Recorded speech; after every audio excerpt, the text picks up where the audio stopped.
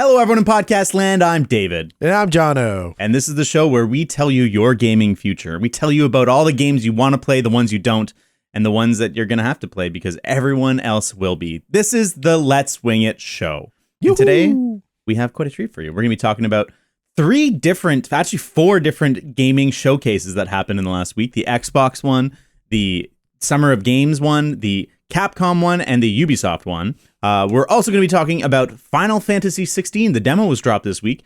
We've both dipped our toes in that. And, another couple random topics as we kind of just wing it. We just go wing it. Yeah. We're just going to have a little bit of fun because, we have had complaints in the past. We haven't played or talked about games that much. Fair. I would just say the same excuses I've been saying over and over again is that I was in the process of moving. I have moved, and I'm kind of still in that weird limbo transition because like 90% of my stuff 95% of my stuff is still in storage. And nice. I do have my PS5. So I obviously tried the Final Fantasy 16 and playing some games. We can talk about this because there's a lot of trailers and there's a lot of games, and I only I'm not really. I'm interested in a handful. Okay, John, I'll let you decide. Do you want to talk about Final Fantasy 16 first or the press conferences? Let's talk about the press conferences, just in case people who just are tuning in, they want to know what's going on. And Final Fantasy 16, we could talk about it a little bit more, but that could cater to maybe just like a core group of people. It's going to be the biggest game. It's going to be the biggest game of the month for sure. Okay. Let's start with the Xbox showcase, and that started off strong with the Fable reboot trailer. It starts off with was it Richard Ayoade from I know him from IT Crowd, but he's in lots of stuff. And it's kind of a goofy trailer. It's sort of like an interview, and he's talking about how heroes are dumb, but vegetables are good.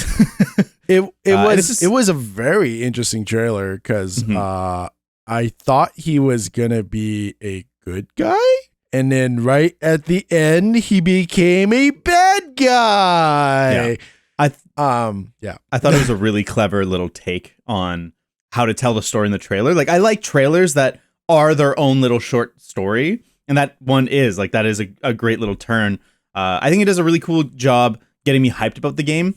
I think what will become a pattern, and I think a complaint that will be consistent from the Xbox show is, yes, these are like in-engine, in-game clips, but it's so short and cut up that it's hard to get an idea of what the game is. And so... Well, my complaint about that is the same thing we complain about the PlayStation one, is that it was, yes, it is cinematic in-game and everything. This is what the game is, quote-unquote, going to look like. But there was no gameplay. Like, I don't know what the game is going to be like. Those things you can do that they display, like how Fable usually does. Like, I played Fable 1, Fable 2. Is there Fable 3? I can't remember. Yeah, Fable 3. So I guess it's been so long that Fable 3 is a bad one? What? Really? They kind of just get progressively worse. Fable 1 is like the banger, and then 2 is like, this is still really good. And then 3 is like, oh, they fucked everything up. Maybe I don't remember the third one. You know what? I skipped the third one. But yeah, like, Fable is just a story of like, what kind of hero you're going to be. Are you going to be the good guy or the kind of anti-hero? I don't know. But yeah, the trailer just showed kind of like everything that you could do. I hope Richard Ayoade is in the game more than just the trailer because he's hilarious. Like, I hope he like defeats them and becomes kind of like your partner because he's just great. I love that guy. But I anticipate he will be in the game, and I bet he'll like show up a couple times, but I don't think he'll become like a a main character.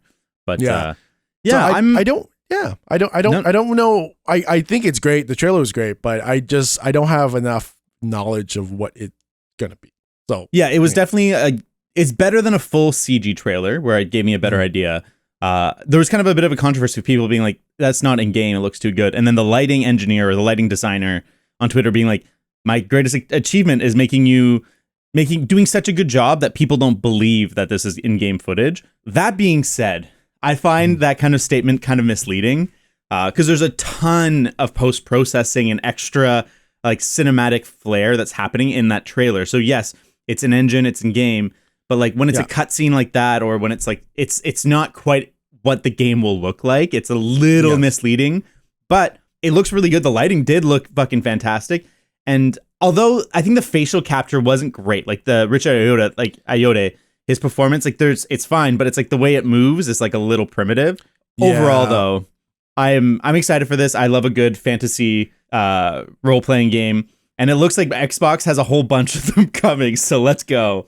Yeah, so like, I think the one big thing I will say right from the start of this whole Xbox show, it's like, I think you said this in the last episode, was that it is PlayStation has everything that's coming out this year, everything that we're going to talk about, 90% of it, 95% of it's like 2024. You're like, okay. And I mean, at some point, Xbox is going to have its year. It's been a couple years of like, next year, that's the year of Xbox. And then the next year comes and like, actually, it'll be the year after.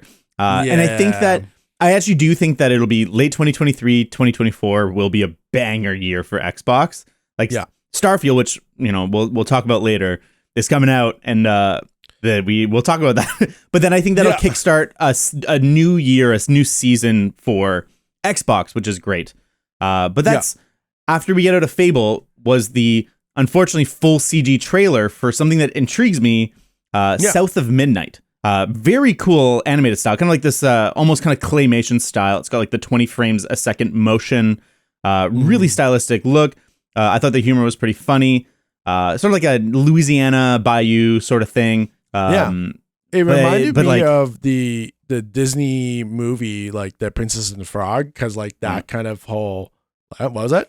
No, I was gonna say it's one of my faves. I love that movie. Yeah. It's a great. That was like how Disney kind of got back to its like roots, going, hey, this is we know how to tell a story, instead of marketing the shit and everything. Earthquake. David's going through an earthquake. But yeah, like South of Midnight. Like it's just the same thing as last one. It's like it's very intriguing. I want to know what's going on. It seems like this character is going to be that person that knows what's going on in the story, and then you're just going to be the viewer of just going, I guess I'll just learn the ropes, or she's teaching someone as like the vanilla person to teach them the ropes, and then that's how you kind of get into it. It's possible, but it's like there's almost no information in the trailer, like a little bit of stylistic promise, and then like you'll hunt monsters in the bayou, and it's like okay, and so. As quick as that trailer comes, it goes, and the next full CG trailer comes out, and it's for a game that I am also very excited for, Star Wars Outlaws, which is to be honest, there is in the Xbox show there is a CG trailer, but I think Ubisoft, because they're developing this game, has a gameplay trailer, which I've watched like only like 2 minutes of it. It's fine, but yeah, Star Wars Outlaws, I was like, Ooh, this is going to be interesting, because it reminded me of the game that I don't know why LucasArts killed this game. Like, was that Star Wars 13? Oh, 1313. Yeah. Kind of like a bounty hunter. Yeah. That game looks so sick. And then they canceled it. I was like, why? I think it's because what we saw was like these really high fidelity screenshots. And there's probably a whole bunch of stuff behind the scenes that like wasn't working. But maybe not. Maybe it was just like we don't believe in this, but they should have. But we'll talk more about that when we get to the Ubisoft one. The CG trailer was fine. It didn't interest me at all just from the CG trailer. I don't like open world games. I'm not a huge Star Wars guy anymore. But it seems like the new era of Star Wars video games has begun. Hey, just like Xbox is going to hit its stride, Star Wars is hitting its video game stride again. We got Fallen Order, we got Jedi Survivor, and then now we're getting Outlaws. I still have to play both those Jedi games because I played Fallen Order. I still haven't played Jedi Survivor. I'm gonna wait till it's a bit cheaper. I've heard great things, but it'll inevitably be cheaper to wait a little bit. I am learning to be a patient gamer and only buying like 1 or 2, maybe 3 brand new games a year. At least as long as I'm not streaming or making money playing games. Well, I mean, those at some point, the goal is to get some free codes, but Next was something that was very unexpected, but is interesting that Microsoft and Atlas are working really close together. Like Xbox was where the remasters of 3, 4, and 5 were announced. And they came to Switch and PS4 and stuff, but it was there. And Persona 3 Remake, or Reloaded, I think is what it's called, is coming to everything, as far as I can tell. And it looks like basically Persona 3 in the style of Persona 5, so like much more, not cartoony, but like it's like a lighthearted animation, because Persona 3 is really fucking dark. The animation. Have you played Persona 1 and 2? I've played a little bit. They never clicked for me. I don't like first-person dungeon crawlers. Yeah. Because here's the thing, is that I like the Persona series. Like 1 and 2 was pretty crazy. Like the first-person dungeon crawlers kind of sucks, but I kind of grew up in that realm back in the 90s, so I was kind of used to it. But it was just so unique and weird that it got me cool. Like hey, this is cool. But then Persona 3, 4, 5, I just kind of aged out of JRPGs at that point. Sure. Oh, I did not permanent. I just wasn't interested. I had things to do, and I go through phases with JRPGs too, so I totally get it. I tried 3 back in the day, and I didn't love it. And then I played 4. For a friend who got 4 for me for my birthday in high school, and I fucking loved it. And then I went back and I played 3 on the PSP. And then 5 though. 5, I know that it's not the popular opinion. Like all the Persona purists are like, 3 is the best. No, 1 is the best. I think 3 is generally accepted to be like the best one, because 4 and 5, they simplify, streamline, and they try to go for mass appeal. But in my opinion, 5 is the fucking best. I fucking love Persona 5. I think it's interesting because I think this is probably a big business decision. Like everything is a business decision, but this one's I think a little bit more catered for the Japanese audience, because of the fact of when you go to Japan, PlayStation, Nintendo just dominates the shelves, and you see Xbox, it's a little tiny little bit. So with them trying to target Persona makes 100% sense. Trying to see about getting Japanese people, other than the gaijins out there, to get them to play and accept of, hey, Western people know how to make video games. It is, but Japanese people are very kind of purist. They want to stay with the Japanese crowd, Japanese PS5 and Nintendo Switch and et cetera, et cetera, et cetera. And those all the games on there are great, but they want to use this. I'm gonna assume they're gonna use the Persona reboots in any future Persona games. That's gonna be probably Microsoft's gonna pay a boatload of money. It's probably gonna maybe be Xbox exclusives, or at least early access on Xbox. So the other game they announced as part of this kind of little bumper part is Persona 5 Tactics, which is a little tactics chibi game set in the Persona 5 universe. And it looks pretty cool. It looks pretty fun. And that apparently is a Xbox exclusive, Xbox and PC exclusive. And so I'm interested to see if it's a timed thing or not. But I think you're right. It's interesting to see Microsoft going after the Japanese audience again. They went hard during the 360 era. I think Xbox has always struggled to have a big hold, but they spent a lot of money investing in big things. There was Lost Odyssey, Blue Dragon, Eternal Sonata was first on 360.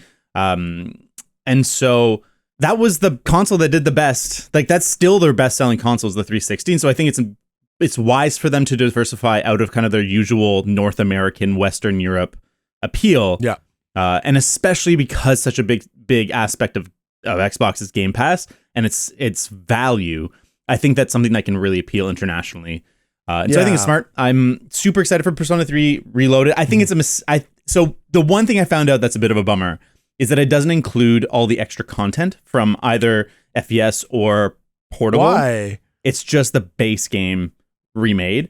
I don't know if they're planning on upselling at some point, or if it's just be DLC. It'll just probably be DLC. Probably. Yeah. And so, bit of a disappointment. I definitely will be playing this because I like Persona 3 back in the day, but I think it's a little bit harder to play now. There was the remaster recently, but I'm excited for a little update. It's always fun to go back to something you know and love, and get it a little. It's like a brand new game almost.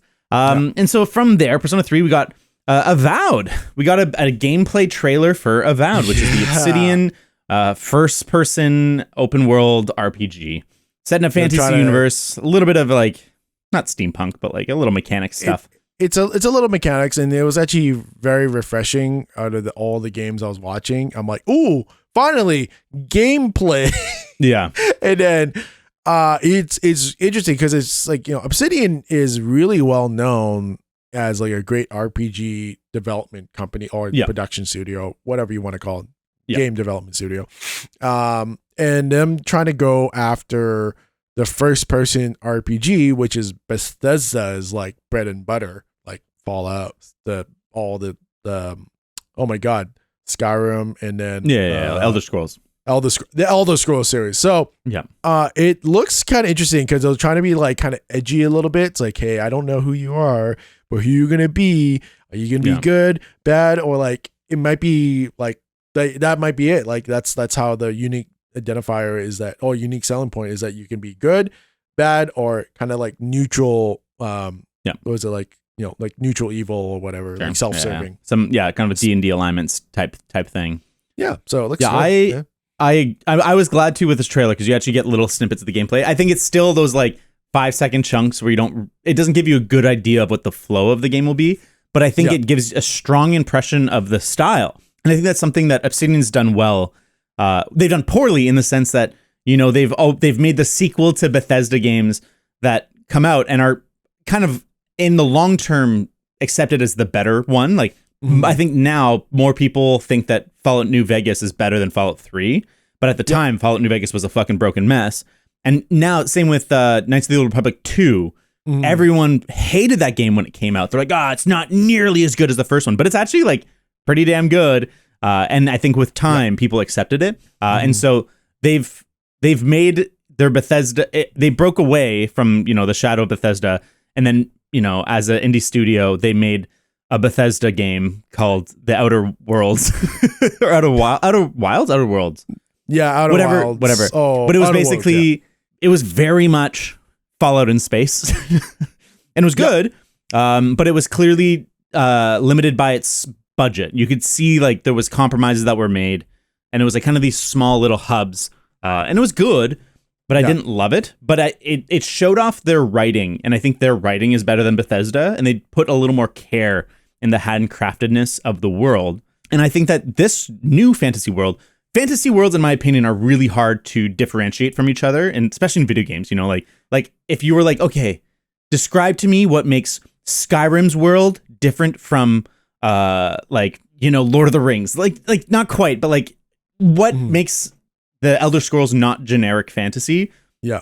Like there's little details and stuff, but like, and so Avowed has this really striking, super colorful highlighted style. Yeah. It's got like this kind of like blight thing going on.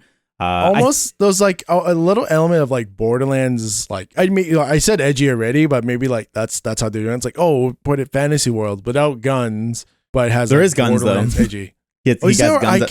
His guns at some point, but they're like totally a pistolettes kind of thing. Yeah. Right. And so I'm super excited for this game. I want to see more. I want them to do a deep dive. And I mean, we're so far away from Elder Scrolls 6 that it'll be nice to have an open world fantasy game. And I like the direction that Obsidian takes more than I like the direction Bethesda takes. I don't care about big. I care about dense. And I find Obsidian games have been pretty good for density. For sure. But the gameplay looks pretty okay. Like kind of like the spells and stuff you cast. I was like, it looks okay. But all the like, there's like kind of like fungus and glowing shit. And I'm like, that looks pretty cool. I'm just gonna go, it's at least someone out there is trying to do something, and it was one great gameplay trailer that I appreciated. Yeah. And I will give this game attention, and then I will follow it, and I'll see if it's worth my, at least in America, $80, and in Canada, $90. I think aren't they $70 in the States? I don't know. I think it's $70 for next gen games. Okay, cool. But here's the nice thing: it's a Game Pass game, so day one you'll get it for free on Game Pass, baby. Apparently, you can buy it on Steam too. But I was like, if I can get it on Game Pass, why do I get it on Steam? I know. I can't imagine needing a game to be on Steam so bad that I would not just play the Game Pass. Like that's crazy to me. I mean, I get it if you're in a market that doesn't have Game Pass or you don't want to pay for Game Pass, but I don't know. I feel like I will shout out Game Pass because it was really cool. Because before I moved, the day before, Xbox charged me because I forgot to turn it off for my auto renewal. Yeah, and then I just went cancel, and they just refunded me basic enough, except for that one day I renewed. I was like, oh, that's dope. That's pretty cool. It was like $12 a month, and then they refunded me the next day. It's like $11.75. I'm like, oh. Yeah, I'm fine with that. Yeah, that's fair. 100%. Yeah. I'm a big fan. Yeah, because they could easily have been like, oh, sorry, once you're signed up, you're signed up. Yeah. But anyways, I kind of want to talk about the Senua's Saga Hellblade 2. Sure, what were your thoughts? I've never played the first one. Mm-hmm. I didn't know what was going on because I have no context. And I think I recall this is Andy Serkis's like development studio or something. Like probably some motion capture thing. This is really high fidelity motion capture. Yeah. So like it was just like the lady is just, it seems like it's just psychological like horror drama kind of game because she's just doing things that I would never do. Like there was that one scene where she's like on her back and then like crawling through that she's basically spelunking, which is like just cave diving, exploring, which I would just never do. Like that's something I could never do. It just kills me, and I was really uncomfortable watching this trailer because I just couldn't do it. Yeah, but I understand that it looks freaking fantastic. Like it looks really good. Like if they made a movie out of this, I'm like I maybe watch this. Yeah, it's really impressive technologically speaking. Like it looks incredible. I don't think the trailer would do a good job selling you if you weren't already sold on the game. Like it doesn't really tell you what it is. I think it's really cool, like the way the things shift in the background and stuff. I liked the first game, but it gave me headaches. So basically, it's kind of an exploration of mental illness and like grief and stuff. And it suggests play it with headphones, and there's voices in your head and stuff. And it's got this really immersive kind of surround voice effect. But it gave me big headaches, and so I had to stop. And so I don't plan on playing this, but I plan on watching someone play this because they do such a cool job. And like the performance capture is really impressive. I think there's like a uncanny valley thing with the game where like it's so close to reality, but it's not quite there, that it's still a little off-putting, but it's really impressive. I'm curious when we can kind of get over that uncanny valley, because like kind of like technically when you watch like Mandalorian, yes, like it's all that kind of like 3D. It's all green screen, but they have that kind of theater kind of system. Yeah, which feels like they are kind of pulling it off. So the uncanny valley is kind of gone. Mm-hmm. But this is like when motion capture is still like, that thing's fake. Like you just can't get immersed. Yeah, that's a big challenge. Is as soon as you know something is fake, you're hyper aware of it. And watching a video game trailer, already it's fake. So it's like it's fighting an impossible fight. And it's I don't know if we'll ever like fully cross. And I mean, in one sense, we already have. There's so much in movies that you don't even realize the CG, that it's like it's fully CG, but it's like it's so convincing. It just hops past the uncanny valley. But I think there'll always be things that kind of pull you out of it. But it looks cool. Fair. That's going to be coming out next year. And then the next was Forza Motorsport being released on October 10th. It'll be probably the game that every tech YouTuber is going to use as a benchmark game. Yeah. That's all I'm going to say. It's whatever the latest like semi game is, always a big benchmark game. It looks beautiful. Yeah, it looks beautiful. To be fair, I'm a big car person. Like I love cars. I'm not really super technical. I'm not going to be like Jake at LMG level, of just like tinkering and everything. But I appreciate cars. I like cars. I just don't really like playing car driving games. I'd rather drive the cars. But it's going to be good. I have nothing really to say about it. Yeah, I'm sure I'll pop in at some point and appreciate how good it looks. But it's like Gran Turismo. Like I often will buy a Gran Turismo game when it goes on sale for like $20 and I'll play it for like 10 hours and I'll be like, that was really fun. And then I'd never think about it again. And then you're going to watch the movie. But that's I'm probably going to watch that later. So the next was Starfield, and we got the official gameplay trailer. And John, what did you think of what they showed off of Starfield? That's a very loaded question because I had very big expectations of this, but here's the big thing. I've been burned in the past. Mass Effect Andromeda.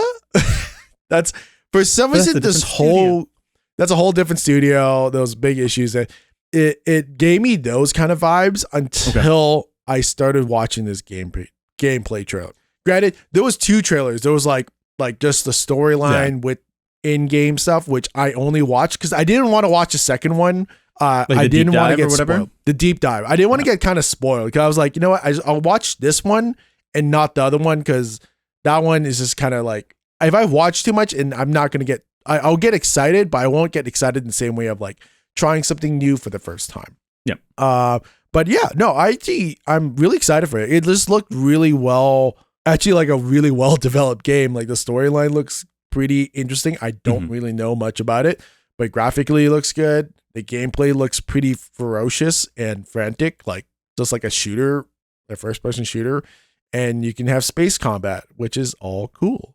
Yeah, I was kind of trepidatious before seeing the footage. It looks fucking awesome.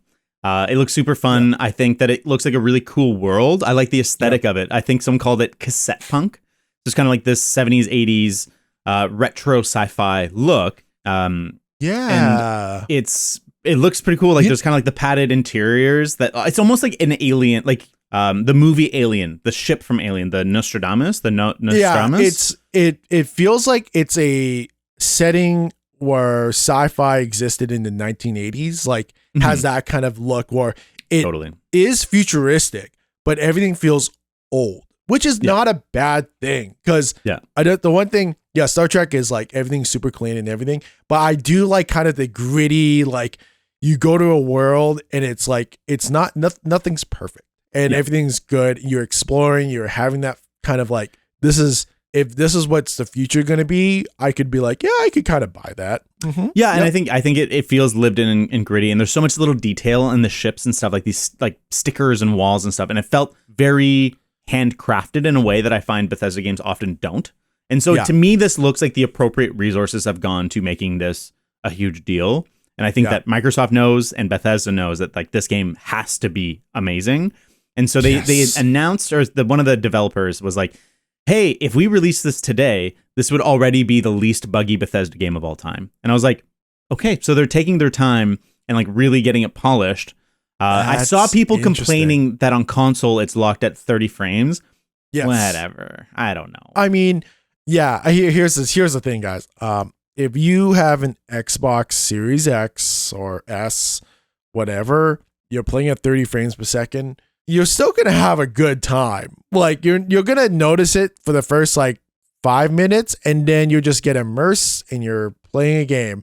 Yeah. People like, David and I have thankfully enough had great paying jobs. David had the Intel Extreme upgrade. I've just kind of procured my stuff by overpaying for a GPU at the time, unfortunately, for a 3080 Ti for $2,000. But it's like, if you want a good cinematic story experience, and you have an Xbox, you're not going to miss out. Yes, you can play it on a PC with 3080 Ti, 4K or 480 Ti, whatever, and get 60 frames per second, but you're still going to more or less get the same experience.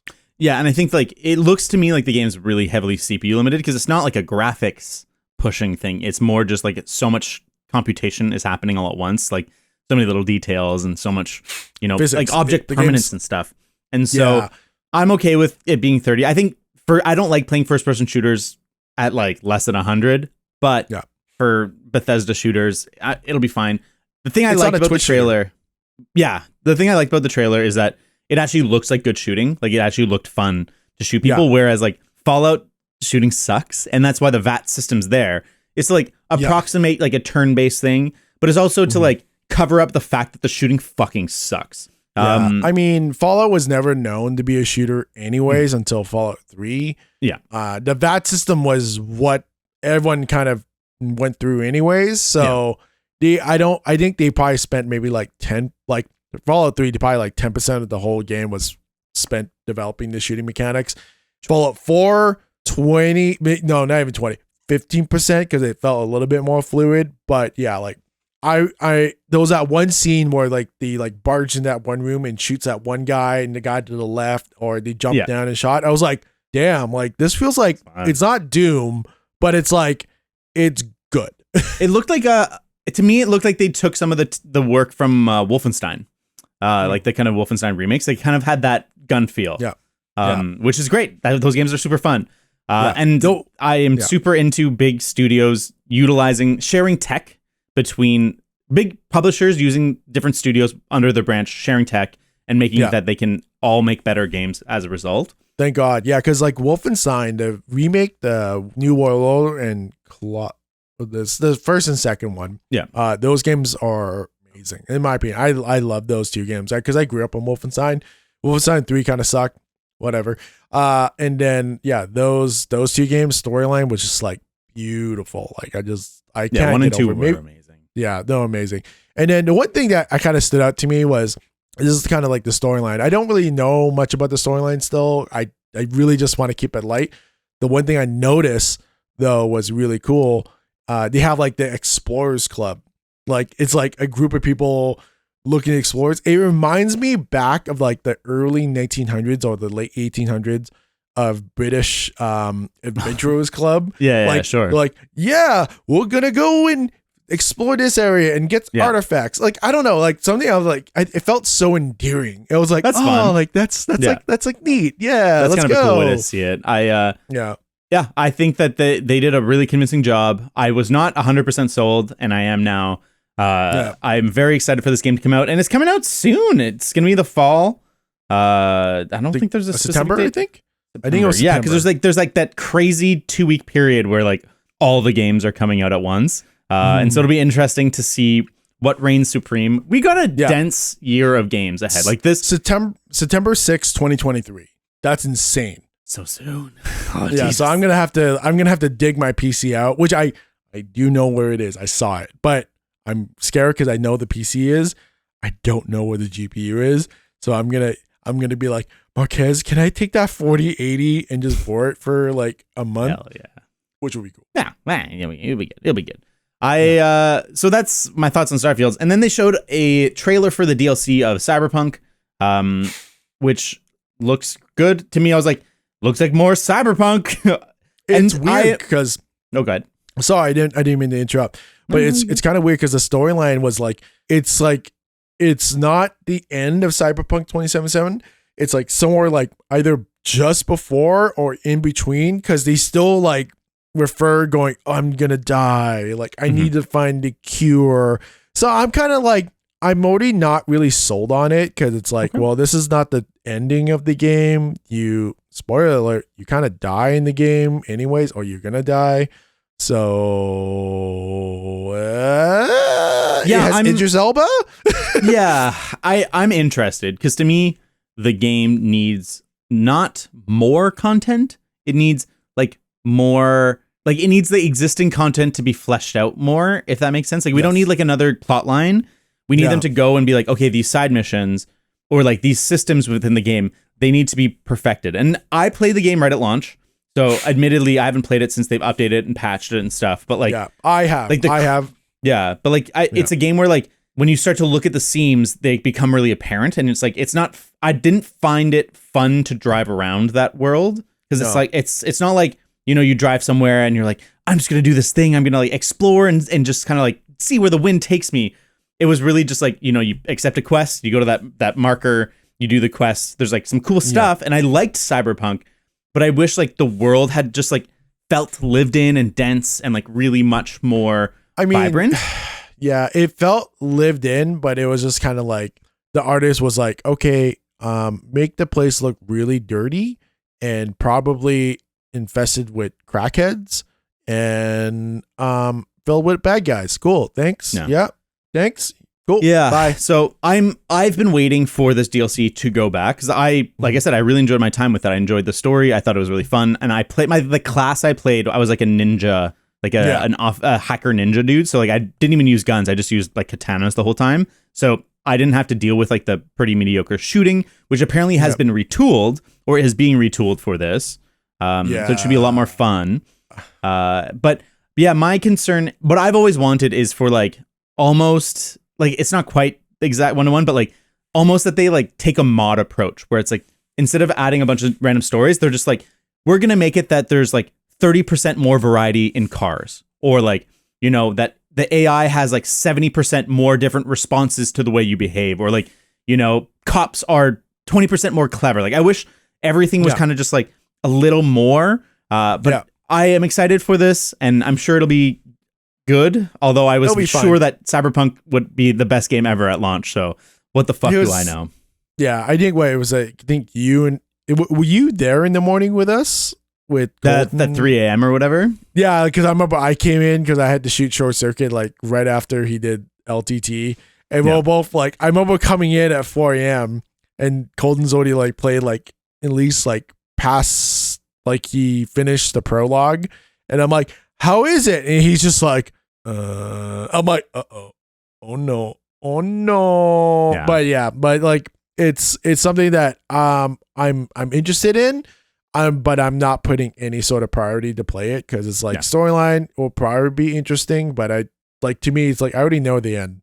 We'll see. I think that's fair. I'm excited. It's gonna be coming out on September 26th, so you know that late September window is getting fucked up because Spider-Man 2 is coming out that time too. Oh my god, I was so screwed. Yeah. Next was the what looks like the sequel to BioShock Infinite. Like, what the fuck? I was like, holy shit, they're going back to fucking Colombia. Let's go. No, because not. It was just so, because this was the first, because I didn't watch the show. I just kind of like found all the trailers and just watched them. This was the first one because it was C. And I was just like, BioWare? And then I kept watching and I was like, oh, this is kind of cool. But it still has that kind of still same aesthetics, 100% from BioShock Infinite, which I did like.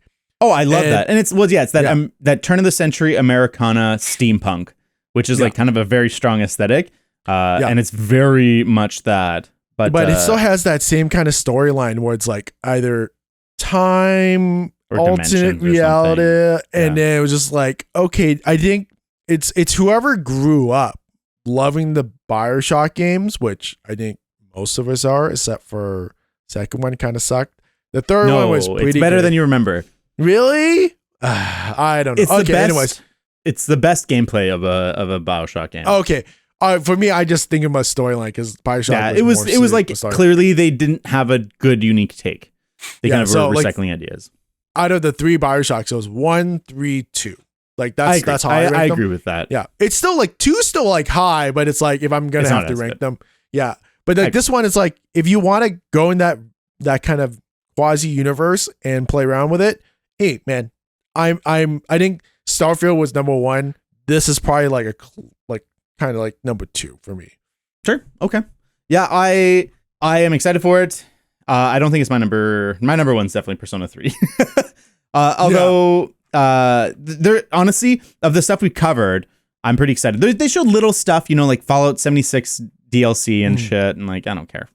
Yeah, we're not even going to talk about that. I mean, I played like this development studio. I'm just looking at the description here. I didn't know is in Excel, who made Wasteland 3, which is kind of like Fallout's kind of spiritual sequel.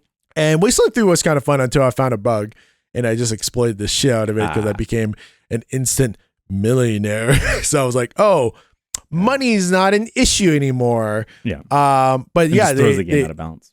It just throws the games out of balance 100%. And then, like everything just felt really good in the storyline for that game. It didn't feel 100% complete, but this one is a first-person shooter with magic elements to it or time elements. So they didn't show enough that I'm like, the shooting looks good or bad. It's just, it's a neat world. I'm intrigued. They're going to have to show us more. And then apparently it's going to be Xbox only. Xbox and PC. So it'll be no PS5 version of it. Next on the list was the new model, the Series S. It's the 1 terabyte version. I have mixed feelings about the existence of the Series S in general. I don't think, it's holding back the generation, but I do think that it's kind of a shame that it has to be a target for developers. Like it's just an extra piece of work. So maybe can you explain? Okay, like maybe no. Correct me if I'm wrong, because I remember I was talking to Austin about this. So he's a big fan of the S series, and I remember asking him why, but I probably can't remember because maybe I was tipsy, so I don't remember. Okay, so the Series S, the idea is the Series X is your 4K console. So if you have a nice modern 4K TV, you're gonna want that. It's gonna be the most 4Ks and the most Ps that there is. But the Series S, if you're a home that only has 1080p displays, the Series S is a pretty fucking sweet machine. It plays all the same games. It often has similar performance modes, so it's like 60 hertz. It's just lower resolution generally, and so it's a good little device. It's a little less strong in every way, but for people, they want it's $200 cheaper than a Series X. Yeah, but it also is significantly less powerful, and it's a target that even next-gen games have to hit. So all the scaling has to work for that, and I think it's a bit of a shame that that's something that has to happen. But that being said, the architectures are so PC-like that it's not that hard to scale that way. So I think I'm fine with the existence of Series. I think the Series S does 1440p. It can do 1440p, for sure. 1440p. But it's like if you were, not many people have 1440p. Well, they have 1440p monitors, but there's no 1440p TVs. But anyways. I wonder if you can just get like a 4K TV and get this, and then hopefully enough your TV. Well, I think Linus has proven that it's not great, but maybe the people just depending on upscaling to 4K. Well, you definitely can. Like, I mean, a 4K TV can display 1080p and 1440p content pretty nice. But I think if you want to get the most out of your 4K display, you're going to want a 4K console. And so the Series X is still the most powerful. It's more powerful than a PS5. But I personally, I think I prefer what Sony did, which is have the cheaper model because they wanted, PS5 to start at $400. There's the diskless drive version, but everything else is the same. So it's just as powerful. It's essentially one SKU that you're programming for, but the Xbox has two. And it's been a weird generational jump where we've had to have two generations programmed for 3 years. And so having two SKUs for the next gen just seems like extra work, but it's been fine. I think having a Series S that has more space is good. And I think Western Digital now makes the expansions for Xbox, so that's good. And Western Digital, and I think Seagate was the primary. Yeah, they were the first one. Yeah, and they're still more expensive than like NVMe drives you get for PS5s because that's just like any NVMe drive that's fast enough. But I'll have to shout out. Thanks, Crucial, for sending me an NVMe drive, a 2 terabyte one. Jealous. Send me one. I'm kidding. Yeah. So if Crucial, you're listening, or if you're interested in getting an NVMe drive for your PS5, go with Crucial. Yeah, Crucial stuff's good. I like it. Yeah. Anyways, other than that, we'll go lightning round. There's 33 modals that just look like co-op Hades, but less pretty. It looks cool. Yeah. Here's the one thing is that you have to play that game near launch because when that game dies, you're not going to get 33 players to get the full immersion. Yeah, 33 player co-op. That's really cool, but it seems like, it could be a mess. There was Payday 3 trailer, which looks pretty damn cool. I've never played a Payday game, but they look amazing. New Sea of Thieves content, which is Legend of the Monkey Island themed.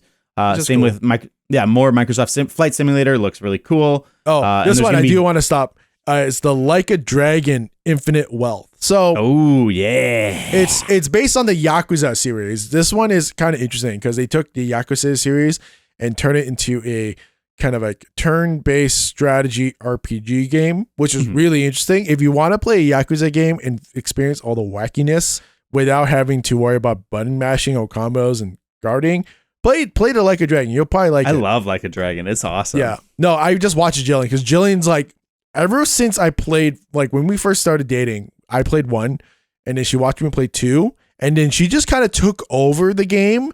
And it's one of those games where I don't need to play. I can just sit there and watch it like a movie and it's just fun. Yeah, sure. And then she has played every Yakuza game. Like she's the biggest fucking fan. That's awesome. Ever seen. So the only one I've loves, played. Go ahead. No. Oh yeah. So so Infinite Wealth.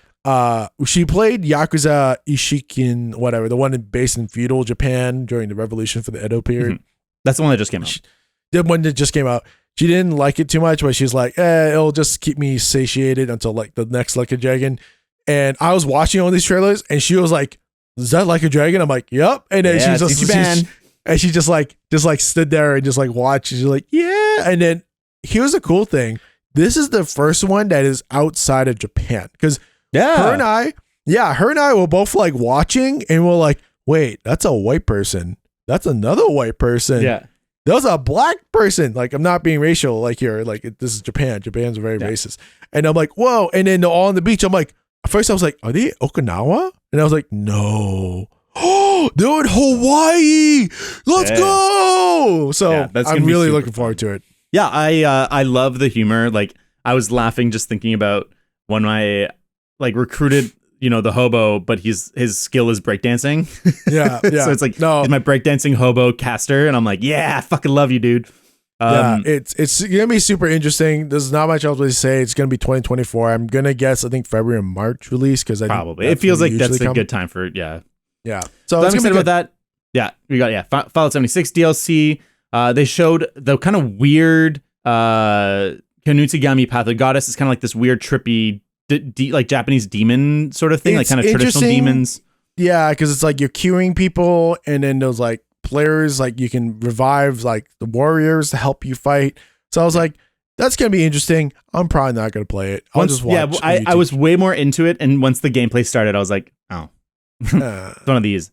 We got more Elder Scrolls Online DLC, Overwatch 2 DLC, cool. Jusant, oh yeah, that's like the climbing game. Not my thing. Still Wakes the Deep. Oh yeah, that's the like the horror first person game that's on the oil tanker. Looks cool. I'm not a huge horror gamer guy, but I think people are pretty excited about that. And then there's Dungeons of Hinterberg. That looked pretty okay. Not my thing. Cozy games are not my thing. City Skylines 2. People are very excited. Not my thing. Are you a city builder guy? So I played every single Sim City until EA kind of screwed it up. And then I kind of stopped. I wanted to play Skylines, but then I saw how complicated it gets. And here's the big thing. Here's the big thing about city building game is that you can develop everything really well. And especially if you played this for your first time, your development from beginning to end is different. Your mindset is all different, because you're like, oh, I'll make it to 6x6, 6x6, 6x6. And then later on you start developing other things like, oh, I'm going to go 12x12. Oh, I'm going to put a boulevard here. So here's one thing that kind of made me really have anxiety. And this is the problem with a lot of city building games, is that when you start adding huge infrastructures, like this is what probably city planners have a big issue. And that's why your city kind of sucks. Is that how do you add a highway to an existing place where you're going to have to destroy everything and then start from scratch, and hopefully the planning you've done to upgrade the area doesn't screw it up, and then also people use it. So I saw those parts where he's like the connecting bridges and then like highways, and I'm like, how do you know that's gonna work? Maybe it'll just make more traffic, and then everything goes down and you go broke. So it's gonna be awesome. Like, it's gonna be great. But and I think that most people accept that City Skylines is like the ultimate city builder. So having a sequel that hopefully is better in every way is exciting. I always think that it's important for that kind of game to have a really good, scenario based thing where it's like kind of it's half set up and it's like, hey, we're going to teach you how to play with this kind of specific scenario, but we're going to give you freedom in how we're teaching you. I hate it when it's like just like the missions are just like tutorial missions. It's way more fun when like, they're teaching you stuff, but they're allowing you a little bit of freedom within that to do it. Because it's like, if you spend 10 hours of like, put a road here, like build a park here, it's like, that's not fun when it's just like pausing it and be like, there's like a little icon of like, put it here. So we'll see. I'm so weird with that kind of game. I generally don't play them, but once every couple years, my brain like snaps into place. And I'm like, that's all I want to fucking play. Some like really deep city builder or like some deep art, like STEM. Yeah. If you don't want to go too crazy with city building, there's one game that I think Blindness and I will probably both recommend to you. Here's the first game. You want like kind of basic, kind of fun city building game with direct interactions between buildings and economy. Tropico. Play Tropico. It's a lot of game, and it's probably has the best game music ever because you'll never mute that shit and play your own music. You'll just play Tropico, Cuban, like Latin kind of flavor movie. And then after that, play Anno. Anno's great. Sure. Yeah. I was thinking about trying Stellaris. So Paradox Interactive sponsors some LTT stuff or LMG stuff. And so we were watching some Stellaris stuff, and I was like, this looks pretty fun. So I was thinking about doing that, but I've wanted to try Tropico, but there's just so many games, man. There's so many games. Final Fantasy's next week. I know. Anyways, let's finish up the Xbox show. There was the Metaphor ReFantazio, which is from the makers of Persona 3, 4, and 5. And it's their first full-scale fantasy RPG. It looks pretty cool. It looks very Persona-y, but like old school Persona-y. Didn't show much. And then the Towerborn game. That looked kind of interesting, but I need to know more. I just need to know more. So overall, what did you give the Sony show? I think I gave it a B+. I gave it a B because of the CG trailer. So what would you give the Xbox show? I would have to. Okay, actually, no. I think I might have to eat my. No, I can't remember. I think we made some sort of like light bet on it. I was hoping Xbox was going to come out swinging after the Sony one. Yeah. But I will have to say overall, other than a few standout pieces, I was kind of disappointed. I was kind of like, this is a C, borderline C plus. Wow. Reason why is that everything was coming out in 2024 except for Starfield. If this show did not have Starfield in it, I'd be like, okay, 2024, I'll just wait until same year this time for 2024 Q4 to see all these games actually fleshed out. That's fair. I actually am going the other way. I think I'm giving this a higher score than the Sony one because I felt like as a show, the Sony one was just bloated with all these kind of games that I did not care about. Whereas this one, even though there's a couple that I'm like less interested in, it felt like everything was like, this is kind of a big deal. And so, I'm super excited about Avowed and Persona 3. Star Wars Outlaws was announced, but we'll see more of that. And then, the fact that Fable is back is super exciting to me. And seeing like that it's a real game now, not just a fucking CG trailer. Yeah, that's cool. And then, so I think I'm giving it. What I want to do is I want to downgrade my Sony rating to a B from a B+ and give this a B+. Because it's not quite A. But to me, it's close. It's like right on the cusp of the A-. Interesting. Yeah, because it's just, to me, it's like there's so many 2024s. I can't get super excited for Fable until I see gameplay. Hopefully enough, they don't change too much from the gameplay from 2. I really like 2 fighting mechanics. I don't know. The dog. No, the dog was in the first one or the second one? I think it's in the first one. I think the first one. So, anyways. So he's on the cover of Lost Chapters. Yeah, because I think it's just the fact that the PlayStation one had more games that are going to come out soon. Well, this one had Starfield that is going to come out soon, and then some other games if I was into driving games, maybe I'd be more excited. Sure. Cool. No, I think that's fair. So next was the Summer Game Fest one. Yeah. And that this is not in order, but whatever, it's fine. We'll start at the bottom. We'll start at the bottom of this article. We're audience. We're scrolling through the same articles just so we know. Oh God, I pushed the wrong button. There's a lot of shit. I forgot how much stuff there was. Okay. Yeah, so I think some games we're probably gonna have to like speed run it. Okay, so Party Animals. No, I don't care. Throne and Liberty looks pretty cool. Fantasy thing. Faith Farm, don't care. Left Fanga, Time Shift Warrior looks nifty. Hack and slash game. It was Black fine. Desert Online, not my thing. Honkai Star Rail, don't even know what that is. Under the Waves, don't care about underwater horror. Yeah, that was a horror game. That game is pretty interesting, but we talked about it during the PlayStation one. That's like the Magic first-person shooter one. Okay, cool. Remnant 2, I don't care. Never played it. Witchfire looks kind of nifty, but like it's just care. Guns with magic. That's all it was. That's all I saw. Yes, Your Grace. Yes, Your Grace kind of looks cool. Then I found out it was just like a choice decision game, and I was like, pass. I don't mind choice decision games once in a while, but it is what it is. Nicolas Cage is coming to Dead by Daylight. We're getting Warhammer 40K Space Marine 2. Okay, I have to stop there. Warhammer 40K is that series that I love because it's I love and hate because I know for the fact that Games Workshop will never end the story and it's just going to be the same shit over and over again. Like here's for example, there was a huge component of the game, the lore of the whole thing is called the Horse Heresy. Okay. There's so many authors writing the universe of Warhammer 40K. This Horse Heresy happened so long ago that they're still writing it. And I'm like, holy shit, it's been like 10 years. Just end it and just keep going. So I love 40K. Like the whole universe is so cool and so depressing at the same time. It's very dark. It's super dark. It's just like human beings. The only kind of boon and benefit of them is that there was so many of us and we can reproduce relatively fast. And then you're literally not a person, you're a resource. That's all it is. But for the 40K Space Marine games, the first one was a sleeper hit for me. And I was like, holy shit, this is great. A third person action game that what everyone loves about Warhammer 40K is you're a Space Marine. You're literally a walking tank killing everything. This one, they just wanted to like, oh, you like that one? Let's make it crazier.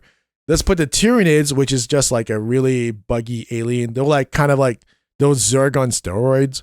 And they'll just like massive amount of enemies on screen. And it just looks so sick. Yeah, no, I'm definitely into it. We'll have to play that together when let's co-op. Yeah, let's go. Yeah. So that's a pretty exciting one. Next was The Witcher Season 3, which is the final season of The Witcher. Well, is it? Or is it Henry Cavill? No, it's not.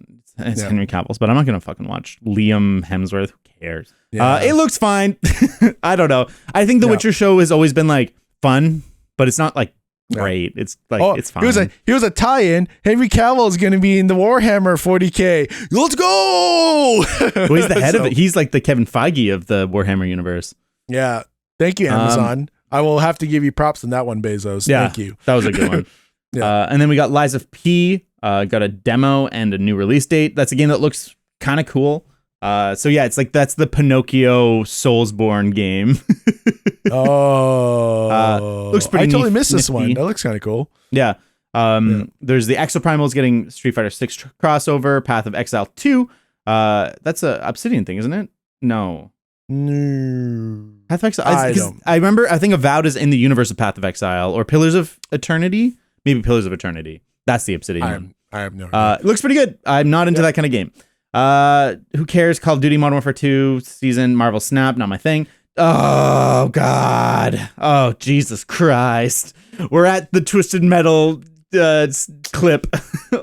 So it's so weird. I think I'm not too sure if you pay attention on the Twitter account for Let's Wing It because I just operate that. I thought this was a joke at first. I'm like, there's a twist. Like I grew up. Like I know I say this a lot. I grew up on the Twisted Metal series. I played 1, 2, 3. Did not play 4 because that looks like garbage. But yeah. Oh fuck. I don't. Well. But like I loved them. Those are so much fun. They have not aged well. Do not play them again. But like I just don't understand who asked for this. Was it just some guy who's like, I have a lot of money. I remember that cool kind of game. I want to make things edgy and I want to see a lot of people getting murdered. Let's make a TV show. It's not. It's marketing people and execs being like, what are video game properties that we have access to that have iconic imagery that people remember? And they're like, oh yeah, the clown guy in the fucking ice cream truck. Oh yeah. Twisted Metal. Yeah. That's something people will love that. And it's like, no.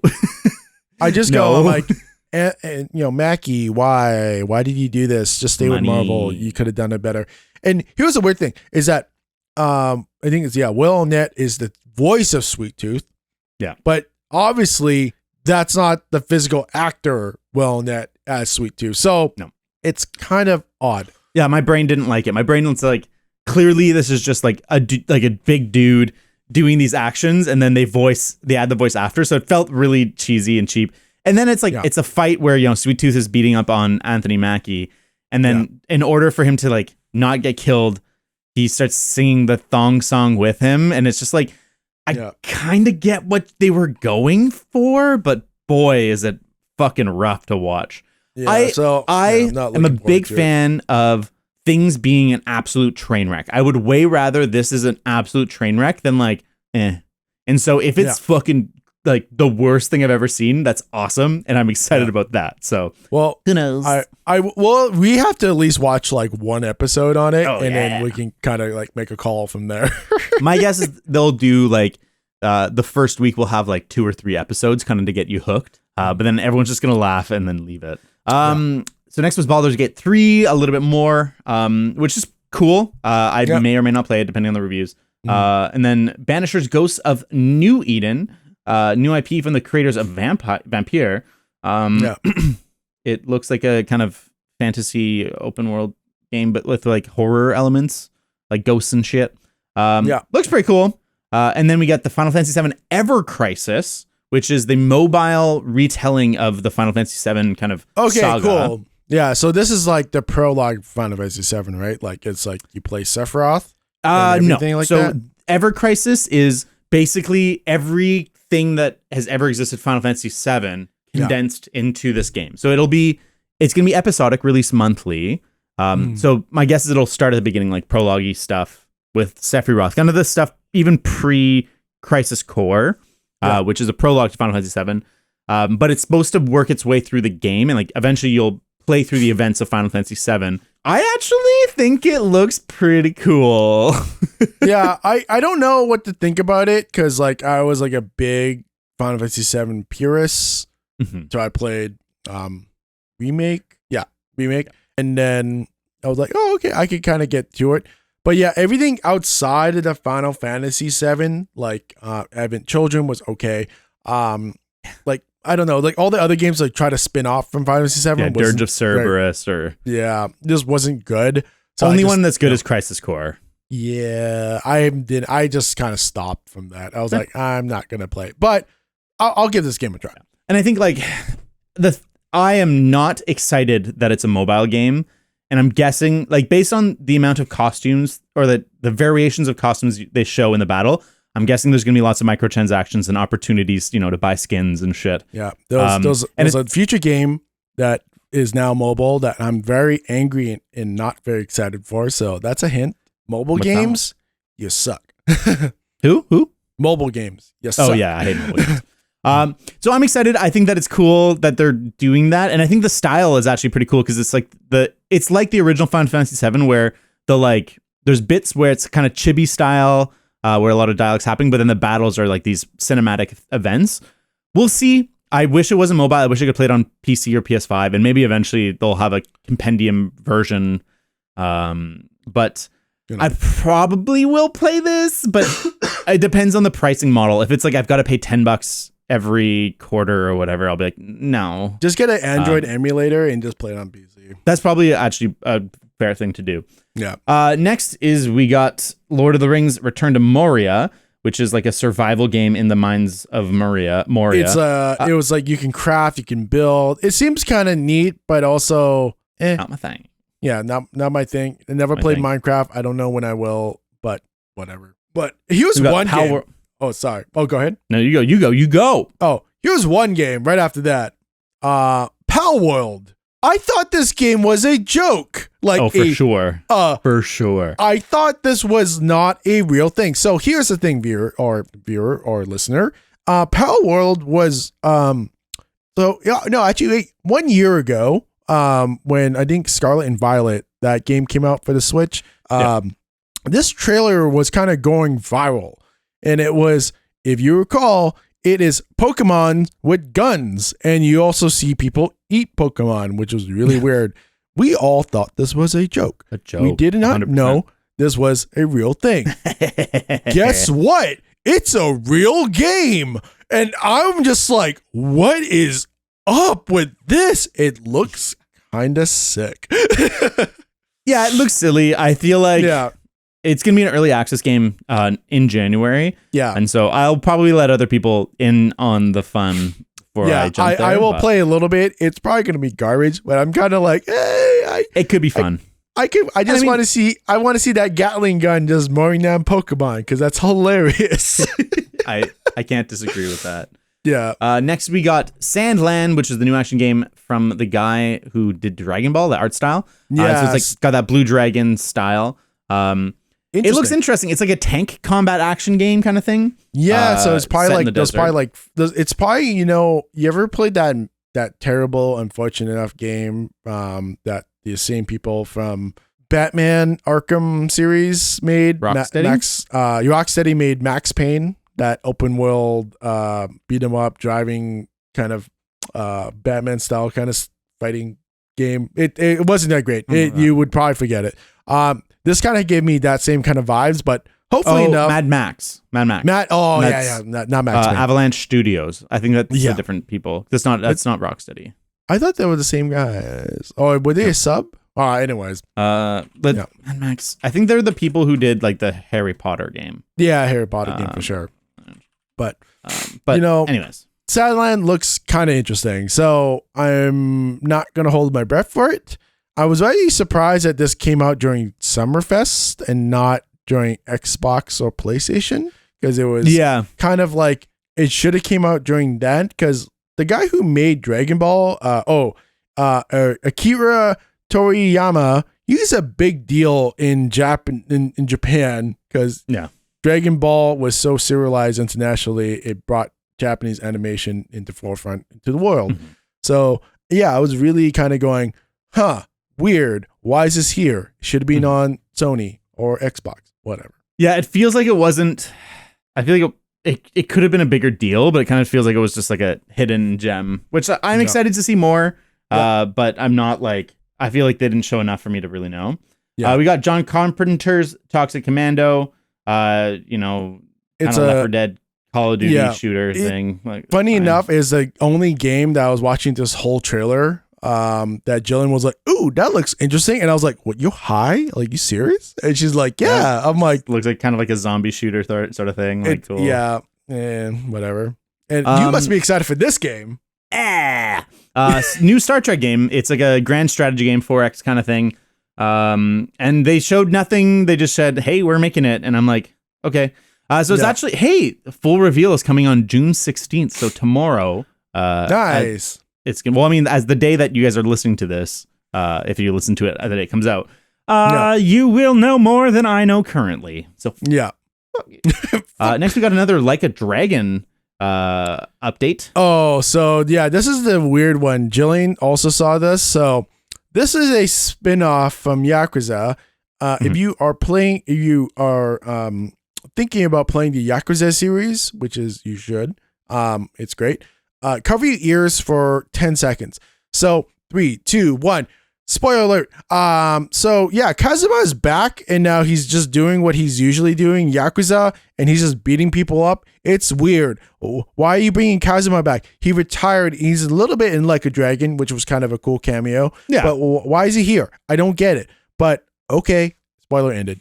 Yeah, I don't fully understand this one. It's, to me, I know the Yakuza franchise is big, or Like a Dragon franchise now, I guess.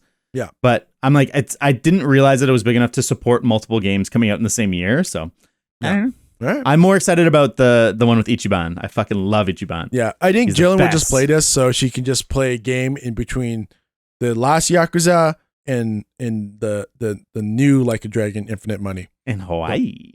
Super excited about that. They showed off a bunch of Alan Wake 2. And boy, does this game look fucking sweet. I still have to play the first one and then American Dream. Then I'll play this one because I just need to have my kind of head space. There's probably like a lot of story elements from the first one. It's probably going to come in here.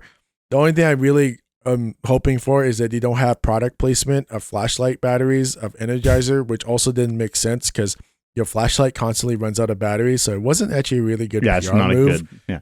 Well, my flashlight lasts for 5 minutes. Yeah, with Energizer, should have picked Duracell. It looked really good. Forgot about that. Yeah, I'm super excited. I am trying to mostly stay kind of spoiler free, so I'm actually not watching too much. I actually skipped through this one because I was like, I saw the trailer at the PlayStation one, and I'm like, I'm sold. I probably won't play it right when it comes out, just because there's so many other games that I want to play, but I will definitely play it when it goes on sale. And it looks fucking cool. Yeah, I only looked at screenshots. That's pretty much it. Looks really pretty too. Next, we got Sonic Superstars, which is kind of a 2D Sonic modern game. Kind of into it. I think I prefer sprite-based platformers to 3D ones. Yep. But I mean, it's a return to classic. It could be good. It could not be. Sonic Frontiers seems to be, hit or miss. Some people really liked it. Some people didn't. But it sounds like it was a good start. So I'm glad that they're doing some classic stuff. It looks a little too zoomed in for me. Like, it's hard to describe. But on like some of the screens, I'm like, it's really like hard to see where you're going. But it looks okay. Yeah. I looked at it and I was like, I'm past this in my life, so I will skip it. Then we have Fortnite Wild Reveals Transform. Who gives a shit? Move on. Mortal Kombat 1. Get some gameplay. Yeah, gameplay of them fighting and killing each other. Fighting games are cool, but if you're going to be competitive fighting game, just play Street Fighter. You're probably better off. Mortal Kombat has a pretty big scene too. I'm more of a Street Fighter guy, but really, Mortal Kombat had a big. Yeah, it came back in the last 3 games have been quite successful, like 9, 10, 11, and then now 1. Viewers, if you are playing Mortal Kombat, please surprise me. Email me at letswingit22@gmail.com. I would like to know. I would like to know the people who play that game. Hell yeah! So it looks good. It looks violent. It looks great. I don't fully understand why it's Mortal Kombat 1. Like, I guess it's like a prequel game or something. They're rebooting the whole thing. Okay, that's what it is. Fine. Yeah. Cool. I was like, next we got announcement, which was quite a surprise for a new Prince of Persia. What do you think, Jono? Not excited. No, I was like, why? Like, you guys went too far back. It's like Sands of Time was such a great evolution for the, I don't even know. It's like a franchise at that time. It was just like, it was. It was a franchise. Okay. It was so cool. Like stylistically, I haven't played a game that made me like enjoy playing a game as like Sands of Time. And then you just kind of like went back too far, and now it's a 2D platformer. And I'm like, not 2D, 3D platformer. And I'm like, no, it's a 2D platformer. It's like 2.5D. Yeah. I love Prince of Persia. Sands of Time is easily my top 10 games of all time. I fucking love Sands of Time. Yeah. And I think one of the things that complicates this announcement is the fact that there is supposed to be a Prince of Persia Sands of Time remake, and it was supposed to come out last year, and then it was supposed to come out this year, and then very recently it got pushed indefinitely. And so we don't know the future of this franchise. They released a thing like, hey, we're kind of like starting over again on that. So that's the last Prince of Persia news we have. And then all of a sudden this new incarnation that is not that at all comes out. And I think that it could be really good. I'm okay with like a Metroidvania style Prince of Persia. Like you said, it's kind of throwback to the original series. Yeah. It looks fun. The action looks good. I think the music that they used in the trailer was a mistake, but I think there's a lot of potential in that, but it's hard to separate it from my disappointment from the Sands of Time remake not existing. And so I think there's a lot of complicated factors going into why apparently there's a lot of hate for this. Yes. But I'm okay with it. It doesn't really read as Prince of Persia to me. Like, I don't watch the trailer and I'm like, that's a Prince of Persia game. Yeah. But I also felt that way about the 2008 one, which was kind of like the cell shaded one. Yeah. And I ended up loving that. So, okay, cool. So I didn't really look into it. I just had that knee jerk reaction. I was like, I thought this was their attempt to remake the game. So that's what my initial reaction. I was like, this isn't the Sands of Time remake. What the hell? So I watched it a little bit and I was like, I got really mad. I'm like, I have 20 more trailers. I'm not going to spend more time on this. Yes. No, fair. Next we got a Spider-Man 2 date, which I thought was interesting that they separated it from the PlayStation thing. So it's coming out October 20th. Yep. Fantastic. And then the final big closer was the Final Fantasy VII Rebirth trailer, which is Remake Part 2. Mm-hmm. And I realized very quickly that I only have room in my brain for hype for one game. And that I was like, it was weird because Final Fantasy VII is my game. I have fucking Cloud tattooed on my back. I fucking love Final Fantasy VII. Yeah. I loved Remake, but watching that trailer, I was like this is nothing. There's nothing in this for me in the sense that like, the combat looks very similar. Like, hey, there's team up attacks. That's cool. Yeah. Hey, the open world looks like kind of okay. Like, just I don't really want to hear anything about it. I got a little bit spoiled on it because I was like, oh, I didn't know Red 13 was going to be here this early. Oh, crap. Well, he was in the I thought he was. I didn't finish remake because viewer, I did not finish the game because here's why. I had the original PS4, like the original. That one that was only meant for 1080p, and playing this game because it was at like PS4's end of life basically.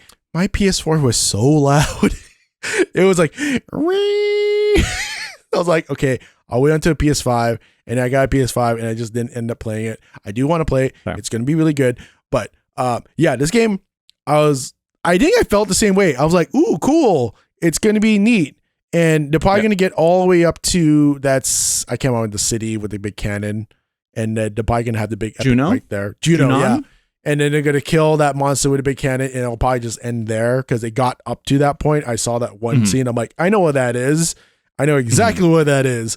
But yeah. So the thing that's really interesting is spoilers for Final Fantasy VII Remake, everybody. 5, 4, 3, 2, 1. So at the end of the game, they basically during the game, because you haven't played it, for everyone who hasn't played it, oftentimes during the game, when things are kind of deviating from the original story, there'll be these kind of like floating spirit hooded figures that appear that kind of float, and they help push you towards what is like the canon story. But one of the final fights at the end is you fight them and you destroy that power. So basically you're free from like the canon storyline, and basically they free up the story to be like, hey, we're off book now. We're doing a new story. And so I think that they're going to go different. I think it'll be a mix of like, these are the beats you want, but there'll be different things. I really don't know where they're going to cut it, because like they could go all the way there. They could go further. They could go less far, and they could build out the game how they want. Yeah. I think it'll end with Cloud's insanity, and then he'll have his moment. He'll be recovered at the end, and there'll be a final battle after he is recovered, and then that'll be the game, is my guess. I thought, well, maybe like this game will go all the way to Cloud's like he gets thrown into the Mako, like, you know, that scene, and then the last third game will be him recovering, and then kind of like doing that open world. Hopefully they do this, because it's a very big Final Fantasy trope, is that he's able to do all the like little side quests that he could, and then fight Sephiroth at the end. Oh, Jehovah or whatever. Well, yeah, we know that they at least make it to Cosmo Canyon. We saw Oppenheimer or Oppenheimer.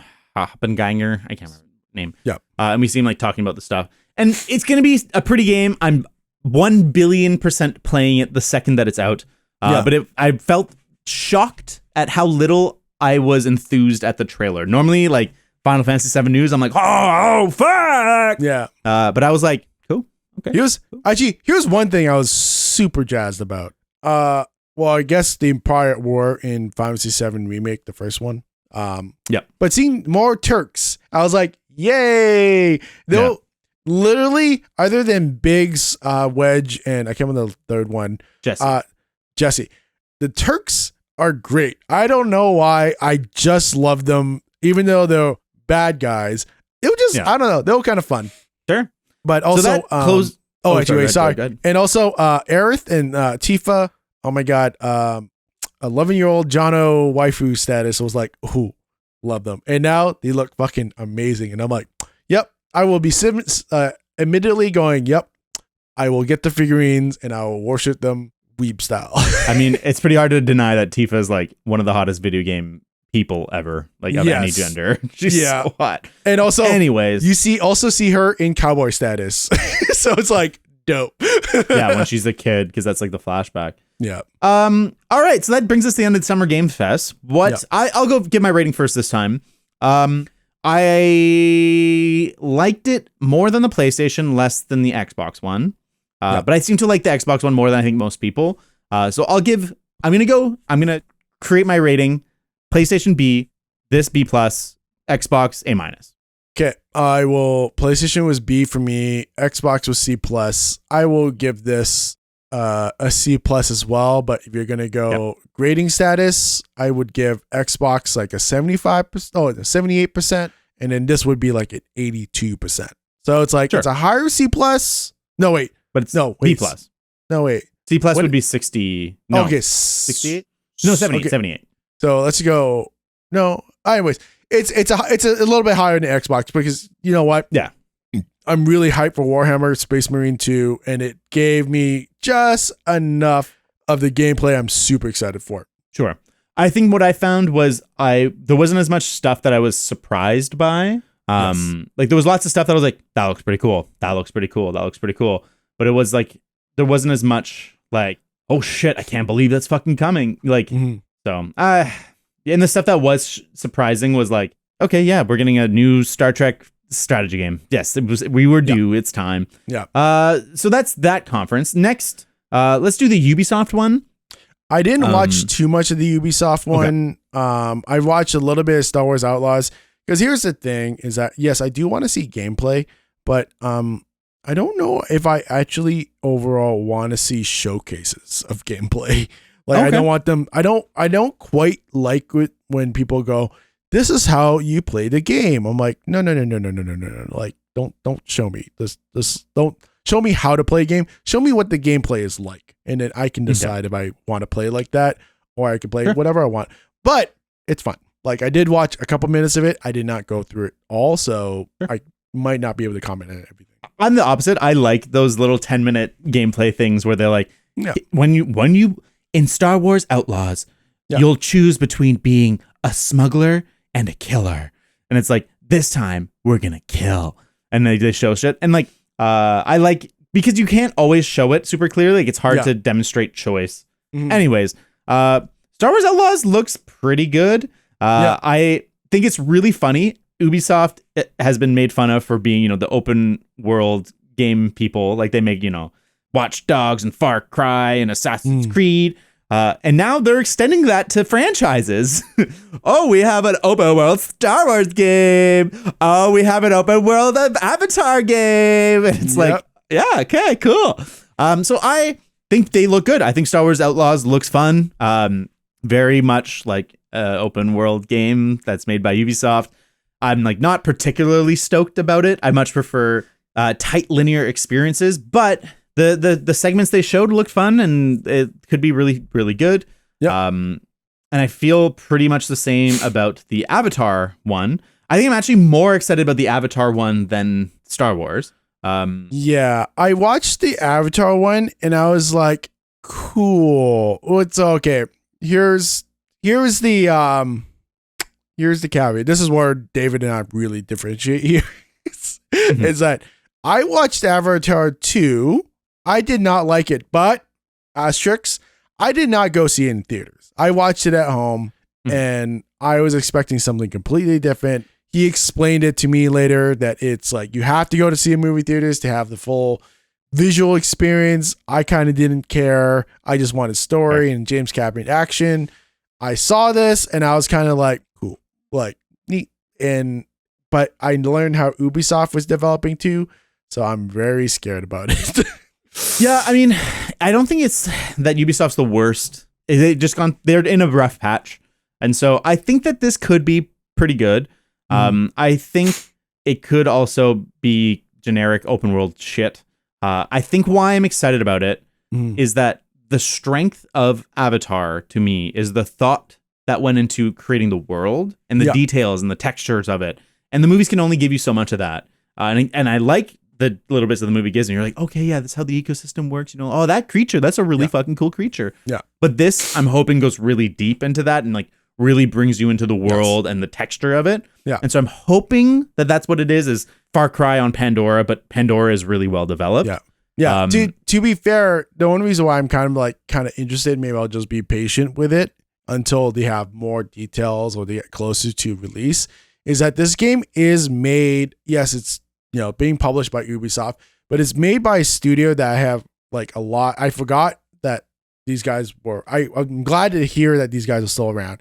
It's made by Massive Entertainment. So these guys have kind of been around since I started playing video games, and they made 100 years ago.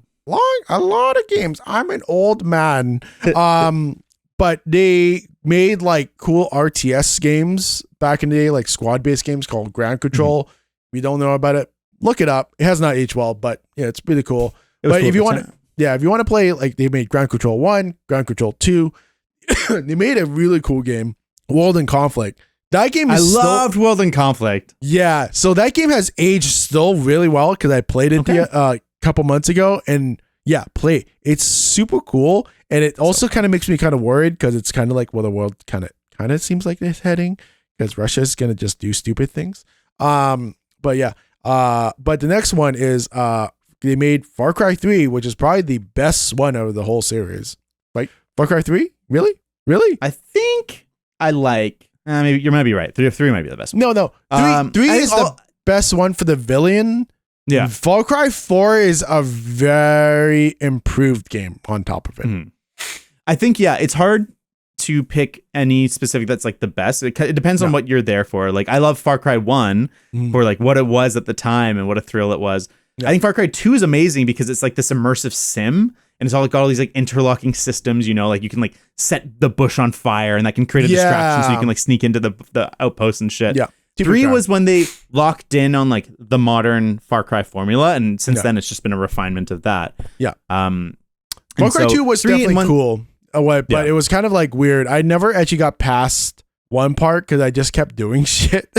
So I got kind of tired of it. But Far Cry 2 definitely was had really cool core gameplay elements to it, for sure. And like I said, I liked all the Far Cries. I've played all of them, but I never finish any of them. Did you finish the Montana one? No, I didn't like that. I thought it was okay. That one was I was so hyped for it. I was so hyped. And I think a big problem I have with Ubisoft games is they toy with the idea of being political, and then they're like, not really. No. Don't worry about it. Don't worry about it. It's like actually having this like Americana cult where it's like, they believe they're the chosen one. Like, that's a crazy cool thing. In the time of MAGA and Trump shit, like, you could have done a really strong political statement, but like they just are like so wishy-washy and like they don't commit to anything because like, oh, it's not political. It's just a game. And it's just a game. Fuck you, Ubisoft. You suck. It was just so close. And then they made pretty much, I'll be honest, this is probably my favorite Ubisoft game, at least in the last 5 or recent years, is The Division. The Division was sick. Even though it was a sponge shooter, third-person RPG game, that game, the Dark Zone, was amazing. It was so cool. Even Jillian got into it. Her and I were like, you want to go to Dark Zone? She's like, yeah. And we were just like, we would team up and betray so many people. It was so bad. The game was so cool. And then Division 2, it improved a lot, but they fucked up the Dark Zone and no one liked that. So I will give Avatar kind of like a interest in it, but I will say out of Avatar and Star Wars, I think maybe I'm inverse from you. I'm more interested in Star Wars than Avatar. Yeah, I think that's totally fair. I feel like it's kind of just like, what are you more into? Kind of like the third person action adventure or the first person stuff. Yeah. And it remains to be seen. One could be good, one could be bad. It's a little early. But then after that, they moved on to showing Prince of Persia gameplay. Doesn't really sway me what they showed. I'm like, it looks pretty good Metroidvania shit. All right, cool. Yep. And then they showed a bunch of Assassin's Creed Mirage. And so what's your current status with the Assassin's Creed franchise, Jono? Mine is I'm done. Stop. Okay. Because here's the problem. I was a big fan of Assassin's Creed way back, even when Jade Raymond was heading the helm. First one, I thought was like the gameplay was stupid repetitive, but you can kind of power through the game and it was like, oh, this is kind of interesting. And he kept kind of teasing this whole storyline concept of you learn stuff in the past so you can bring it to the future. And they never did the future shit. Why? Like, it's just like, I don't like, okay, yeah, first one was bad. Second one was really good. Brotherhood was really good. And then, they kind of milked Ezio too much. And then third one was, 2 games. Yeah. So here's the thing. They never fully committed. They're like, oh, people like past, let's stay past. But the storyline was so cool. Because it's like between chapters is like, oh, you're learning stuff and you know where things are. And then they just do all this thing. They just never committed. Yeah, I can agree. I think that playing the first 3 or 4, I thought, there was going to be like a modern day Assassin's Creed. And I was like, that'd be fucking so cool. And I thought that Watch Dogs might, be that. But then it became clear that that's not what it was. Yeah. I love Assassin's Creed 2 and 4. I think 4 is a fucking awesome Which one's game. 4? That's the pirate one. Oh, yeah. Thumbs up. And I love both those games for different reasons, and they're both awesome. Yeah. I think 1 and 3 are fine. And then they went too far with Unity and Syndicate. I played Syndicate, was kind of neat because you had a train, but it was like, okay. And then they reinvented, which was working for a bit. You know, they did Origins, Odyssey, and then Valhalla. But I had zero interest in those games because it's just like, it felt just like generic fantasy RPG. You're not an assassin anymore in Odyssey. You're just fighting people. Yeah, you're like a precursor. And it's just like, it was literally, they just took the Witcher model and they blew it out. And like, there's so much content and all of it's very B tier. It never felt like there was like these really incredible missions. It was like just content. And I don't fucking want content. I want really good content. I want really impactful missions. And man, that game just got so fucking bloated. Yeah. So I'm pretty done with Assassin's Creed, but this is a return to kind of the old style. Like you're in a city and you're navigating and hiding. And it's like, they say it's like combat is a backup solution. And I'm super excited about that because that was a big problem I had with the open world ones is that, you're going to get into fights and you're going to fight people. You're not assassinating people. You're just you're a warrior. Yeah. Yeah. Here's the big thing with the problem with Assassin's Creed, even like the first and second one, like a lot of the early ones, even the late ones, they kind of like, you start becoming like, if you're good at timing, and it's not even like hard to time a lot of this combat, you can literally just like God mode it and just like, and you would kill every guard that is chasing after you. And you're like, I'm good. Yeah, so you don't even need to be an assassin because you can just kill everyone. Yeah. I'm hoping they get the balance right because you have to feel like a badass, but it also has to feel like stealth is the better option. You need the reward of being able to do it flawlessly and then getting your target. Like that's Assassin's Creed. Like that's all. I feel like Assassin's Creed suffers from, and bear with me, this is gonna be a little bit of a long roundabout way. Assassin's Creed suffers from the same thing Sonic games do, where the best level is the first level, where like there's no limits. It's just like fucking run, go, have fun, man. And you're like, oh, it's easy, and I'm just like enjoying the movement. And like Assassin's Creed's like that, where you're like, I can go anywhere, I can climb anything. And then as they need to introduce like challenges, the challenges make it less fun. So like in Assassin's Creed, all of a sudden a bunch of rooftops will have guards, and then it's no longer just like fucking run and like run, like go on rooftops and hide anywhere you want. It's like, you have to kind of just like, do boring stealth, and it becomes less and less fun as they try and make it harder. Yeah. And I feel like Sonic's like that, where it's like, as soon as you have to slow down and kind of like time your jumps and shit, it's like, okay. No one wants to play the underwater level. No one wants to play that. No one ever hates the underwater level. But Assassin's Creed fix your shit. So I'm excited. I definitely won't be a day one buyer, but I will keep keeping an eye on Assassin's Creed Mirage because I love the old Assassin's Creeds. Even 1 and 3, I enjoyed Connor, and 3 fine. And I actually was thinking about playing Unity because apparently it's pretty good, and on PC it looks pretty great. That's the French one, right? That's the French one, yes. Yeah. So it's like, Renaissance Paris, like that's pretty cool. I get to run around Renaissance Paris. Yeah. And that's we'll see. Then they do a bunch of other Assassin's Creed stuff, crew stuff. They show the anime trailer for Blood Dragon, like Far Cry Blood Dragon. It's called Captain Laserhawk, a Blood Dragon remix. Sure, I was excited because I thought it was a game, and I was like, "Yay, Blood Dragon game!" Nope. Yeah. And here's the big one, or I guess you want to go talk to X Define? No, the big one. Go. Yeah, the big one that we've all been waiting for is Skull and Bones. Yay! Holy crap! I was watching this trailer and I was like, "What is this game?" Ubisoft finally, and like the other trailer for Like a Dragon, Jillian was like, "What is this?" I'm like, "You remember Black Flag and all those other ones that they should have just kept going with?" She's like, "Yeah, it's this, and it looks freaking sick." I hope so. It's one of those games that it's worrying that it's taken so long because you play Assassin's Creed 4 and you're like, just do that, but like take away 50% of the stuff you do on land and add 100% more sea stuff, more customization, more that. And it's like, it seems pretty simple to take the skeleton of Assassin's Creed 4 and build this game on it. Yeah. Assassin's Creed 4 came out as a launch game for the PS4. Yeah. Like it was literally a launch game for last gen, and they haven't figured out the like sequel spin-off thing. And it's been fucking 13 years, 10 years, 10 years, so 10 years. It's been a long time. And if let's just say this, Ubisoft, if you screw this up, you're dead to me. You're literally, I will go, oh, you're a garbage studio now that might have one game that I'm interested in. You're the Activision.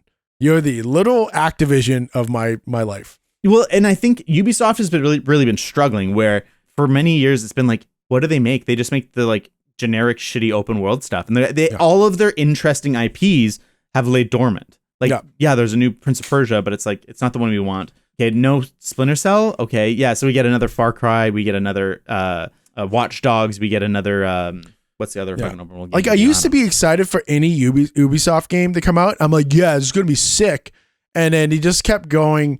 They literally, what probably happened, and you know, this is really ironic from coming from a business person, is that literally the stockholders, they went public, the stockholders kind of took control, and they just filled it up with a ton of people with MBA going, we're going to build games with data.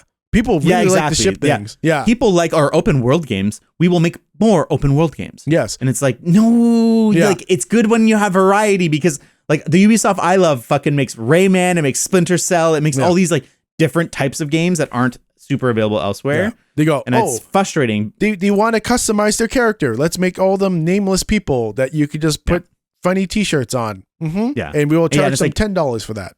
To me, the fact that like they're doing another Ghost Recon after the last two have fucking sucked. And it's like, bro, you have all these other Tom Clancy franchises that people are hungry for.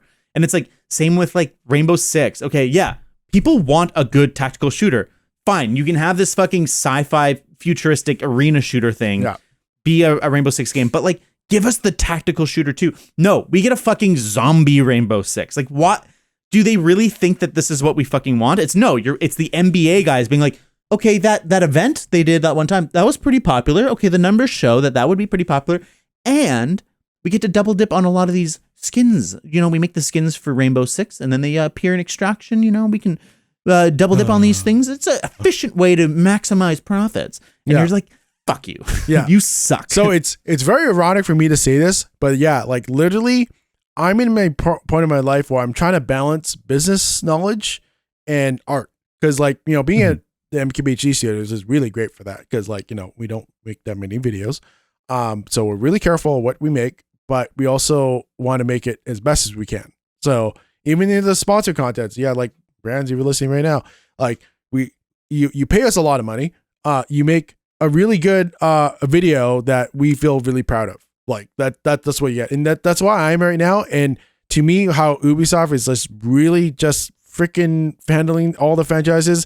And this kind of leads me up to the next one is this is what you're not supposed to do with Tom Clancy's Division. You're not supposed to make it a mobile game. You like, well, I don't understand. Like you went back to New York, which that's all we really wanted because New York was a sweet setting for Division 1. Yeah, but you make it a mobile game. And I was like super kind of stoked about it because like when I first watched the trailer, I'm like, oh, they're going back to New York. Awesome. Cool. And it just cuts into real gameplay. And I'm like, this looks bad. And then you realize it's a mobile game. And then you just want to get so mad because the Division is an amazing series and you screwed it up. I don't even feel as strongly about it as you do because I only bought the Division 2 because you were into it and I was like, we'll play together, and then I don't think we ever ended up playing together. Yeah. I played it a little bit with Nick, and then Jillian and I played it because the storyline was actually decent in number 2. Okay. First one was really good, but it just had a couple issues. But yeah, 2 is good, but he screwed up Dark Zone, so multiplayer kind of sucked. But yeah, like I don't know. Maybe I don't know why I like Division so much. Maybe it's just because the Dark Zone was so good. I'll just keep saying that again.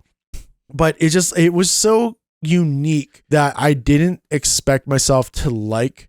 And then I was able to play with Jillian a lot, and she loved it a lot. And she got super tactical, and she even got freaking Twitch shooter, like hitting like critical shots like easily. And it was just, Hell yeah. I don't know. It's just, but when you take like a really awesome property and just make it to a mobile game, you just literally said, okay, I give up. I'm just going to just cash in. Yeah. When it's just like, it's so clearly the money people making that decision. It's like, it's not someone at the studio's like, I really want to make a mobile version of The Division. Yeah. I just want to. I love it. And it's like, no, it's like, well, we have properties that we aren't, fully utilizing to their fullest extent. Yeah. But in the discussion of balance of art and business, when you maximize and, utilize everything to the maximum, it devalues it. And it becomes like, I don't care about this anymore because there's too much bullshit associated with it. So I think that the Ubisoft is definitely in a precarious spot. Yeah. I was surprised that there is as much stuff that I wanted, and there was lots of gameplay. Yeah. I think it's hard to rate publisher or like the big first party studios on the same scale as like the secondary ones or like the big publishers. I feel like I would give this a B. There was stuff that I really liked, and there's not a bunch of bullshit. But nothing I was like pumped about. It was like, yes, more open world stuff with franchises, and then the other franchises that I already knew were coming. Okay. I would give this one just a bit above the Xbox. Well, no, you know what? I will make it a little bit lower because you fucked up Division. So I'm excited for Skull and Bones, but I think I'm like you. I'm like, if it's not good, this is the bad thing. And then I think the only thing redeeming about this whole list is Star Wars. Like, granted, I'm really surprised how they got Star Wars. EA has been doing a decent recovery job after Battlefront with Fallen Order. So I was like, well, how come Ubisoft gets a crack at Star Wars? So they'd announced basically after Battlefront 2, because it was a 10-year, I think, exclusive, or maybe 5 years, exclusive window for EA to make games.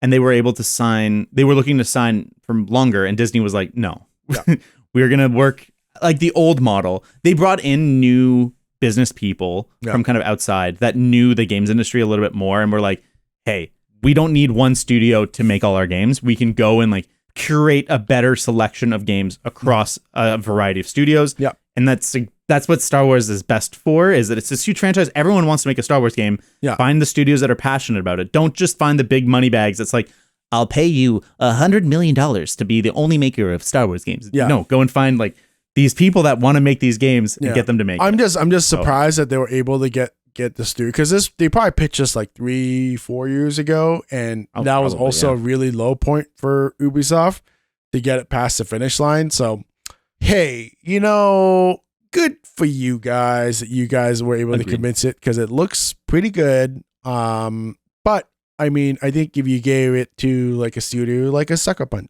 or Insomniac, I'm just like, it could have just given it to a Sucker Punch or a like Insomniac, like one of those like PlayStation studios that could have done an amazing job. But I'm sure this will be good. And like, though, I bet it's harder for a first party studio that's like got a smaller bandwidth to have multiple projects, and so it just didn't fit. Yeah. But I could see especially Xbox. I feel like Xbox in particular could definitely use a first party Star Wars game. And I mean, there is supposed to be a first party or an exclusive PS5 Star Wars game in the KOTOR remake. So the Knights of the Old Republic is getting a full remake, and it's supposed to be a PS5/PC exclusive. So all right, we kind of do have that, I guess. All right. I'll give it a bit. But yeah, the next one, I'll give it a B. I'm fortunate enough with the next show, Capcom. They should not have had a show. I did not know that they had a show, so I have not watched any of these. Well, you didn't miss much. I do not care about Dragon's Dogma. It looks the most fucking generic shit ever. Really? I know I just made someone so mad. I just could not care. Here's Pragmata looks much. Well, actually, wait. Let me just stop. Okay, guys, listeners, like I've known David for like we've known each other like for almost 5 years now. So at least 5 years, yeah. Yeah, just take David's opinion with a grain of salt. Him and I differ. We have a lot of shared interests, but we have a lot of different opinions. This is why this show works so well. Hell yeah. He's not God. I'm not God. If you like what you like, if you like tic-tac-toe, I think that game's derivative. You like it, you just do whatever you want. But yeah, Dragon's Dogma, I'm excited for Dragon's Dogma. I didn't watch this video, but yeah, just don't give us a 1 out of 5. It's not my thing. Yeah. I just because I don't like it doesn't mean it's not good. Yeah. I don't. Do you have anything else you want to say about Dragon's Dogma 2? Nope, that's it. Keep going. Then we got Pragmata, which was delayed indefinitely. It was a very cute delay because it's like it's already been delayed from 2022 to 2023, and then it was like forever. And they did it like in universe. It was cute. This game, the original revealed trailer, I believe, was at a PlayStation conference, and I was actually pretty excited about it. It looks pretty cool. It looks like a weird kind of like not quite surreal, but like sort of surreal sci-fi thing. I don't really know what the game is. I don't think they've really shown much of the game outside of these little gameplay snippets. Yep. Cool style.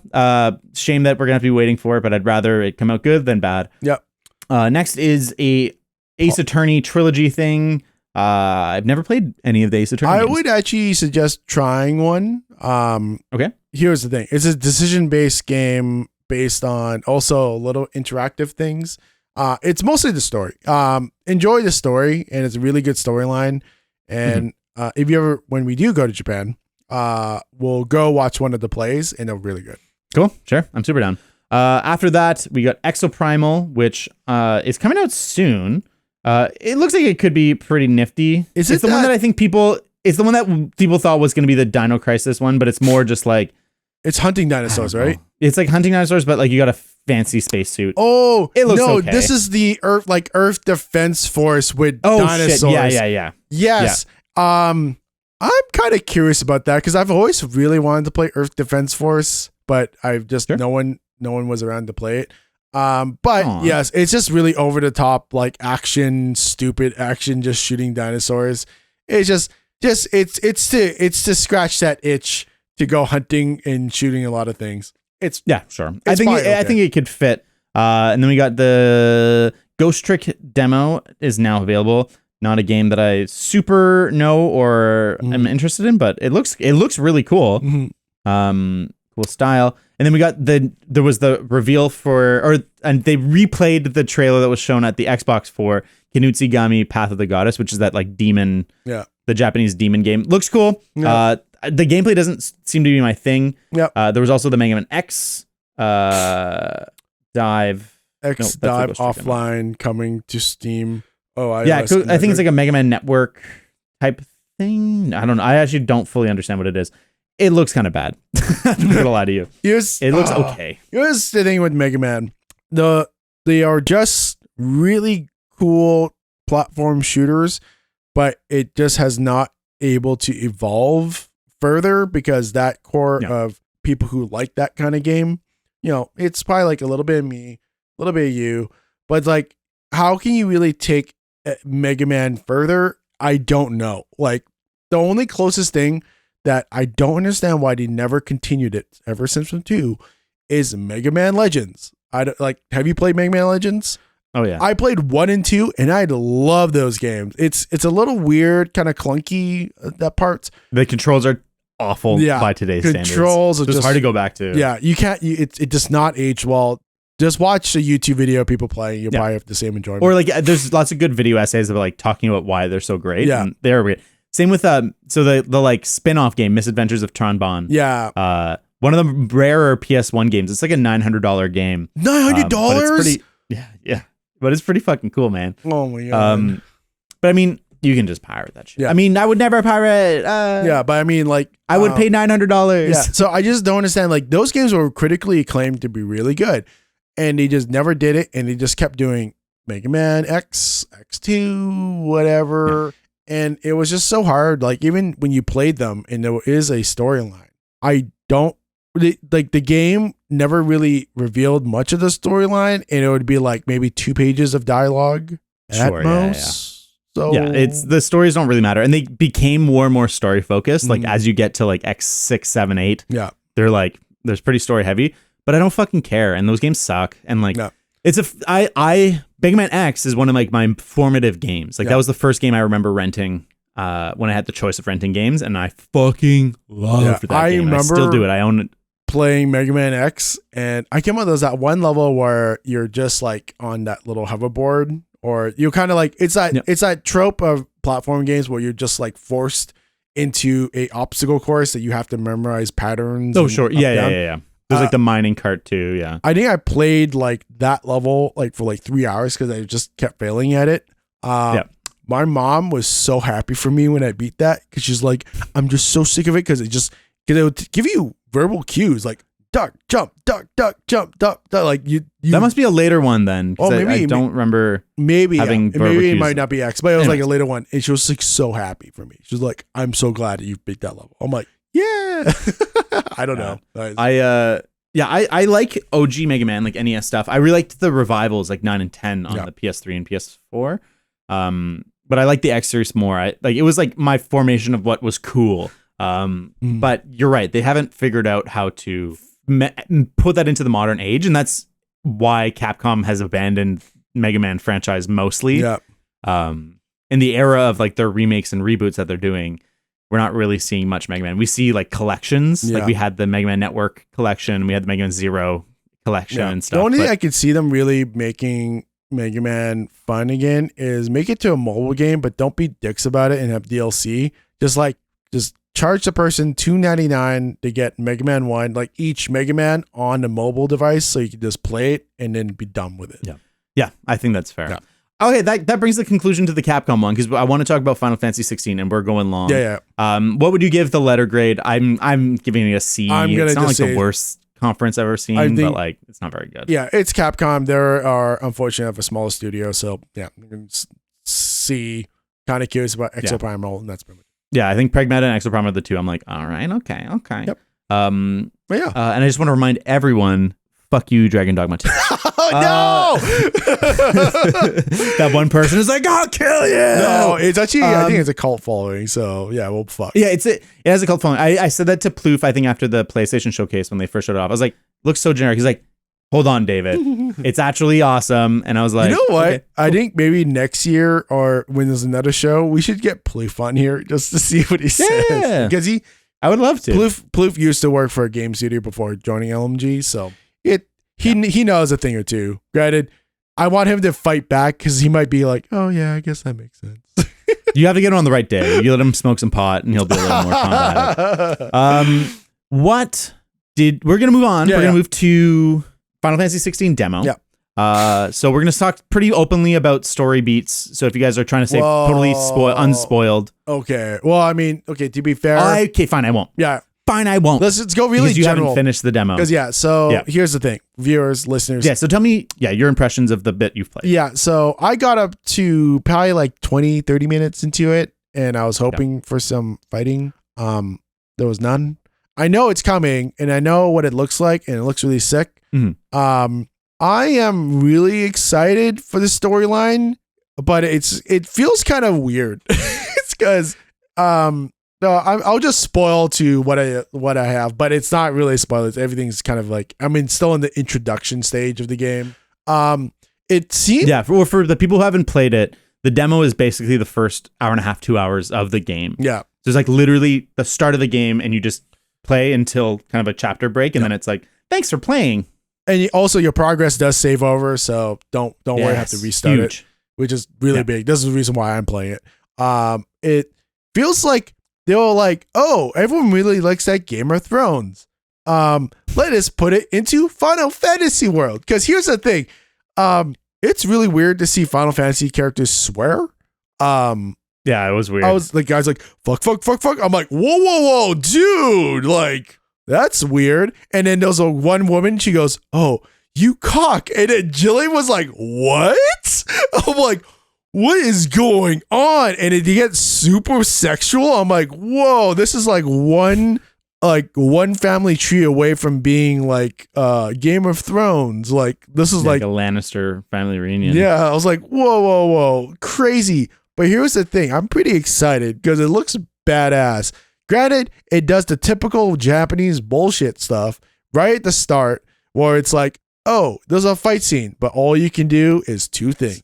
Shoot fireballs and dodge, and you can't do anything else. Yeah, and it goes on for a long time. It goes on for way too long. Okay. Yeah, it goes on way too long. And I mean, I can't spoil anything. You gotta fucking finish. I've finished it. I played the whole intro bit, and then it'll unlock kind of like a vertical slice that you'll play that's like later in the game, and so you have more abilities. So it kind of gives you a chance to try out like what it'll be like to have a full complement of magic. I was actually, when I started, I was a little bit worried. I was like, oh, the storytelling's like not the best. Like it almost feels like they're rushing through the beats to get you to the good stuff. And once they got to the good stuff, I was like, oh shit, I'm so fucking hooked, man. I'm so in. But like, there's like the little details that often like big RPG games get wrong.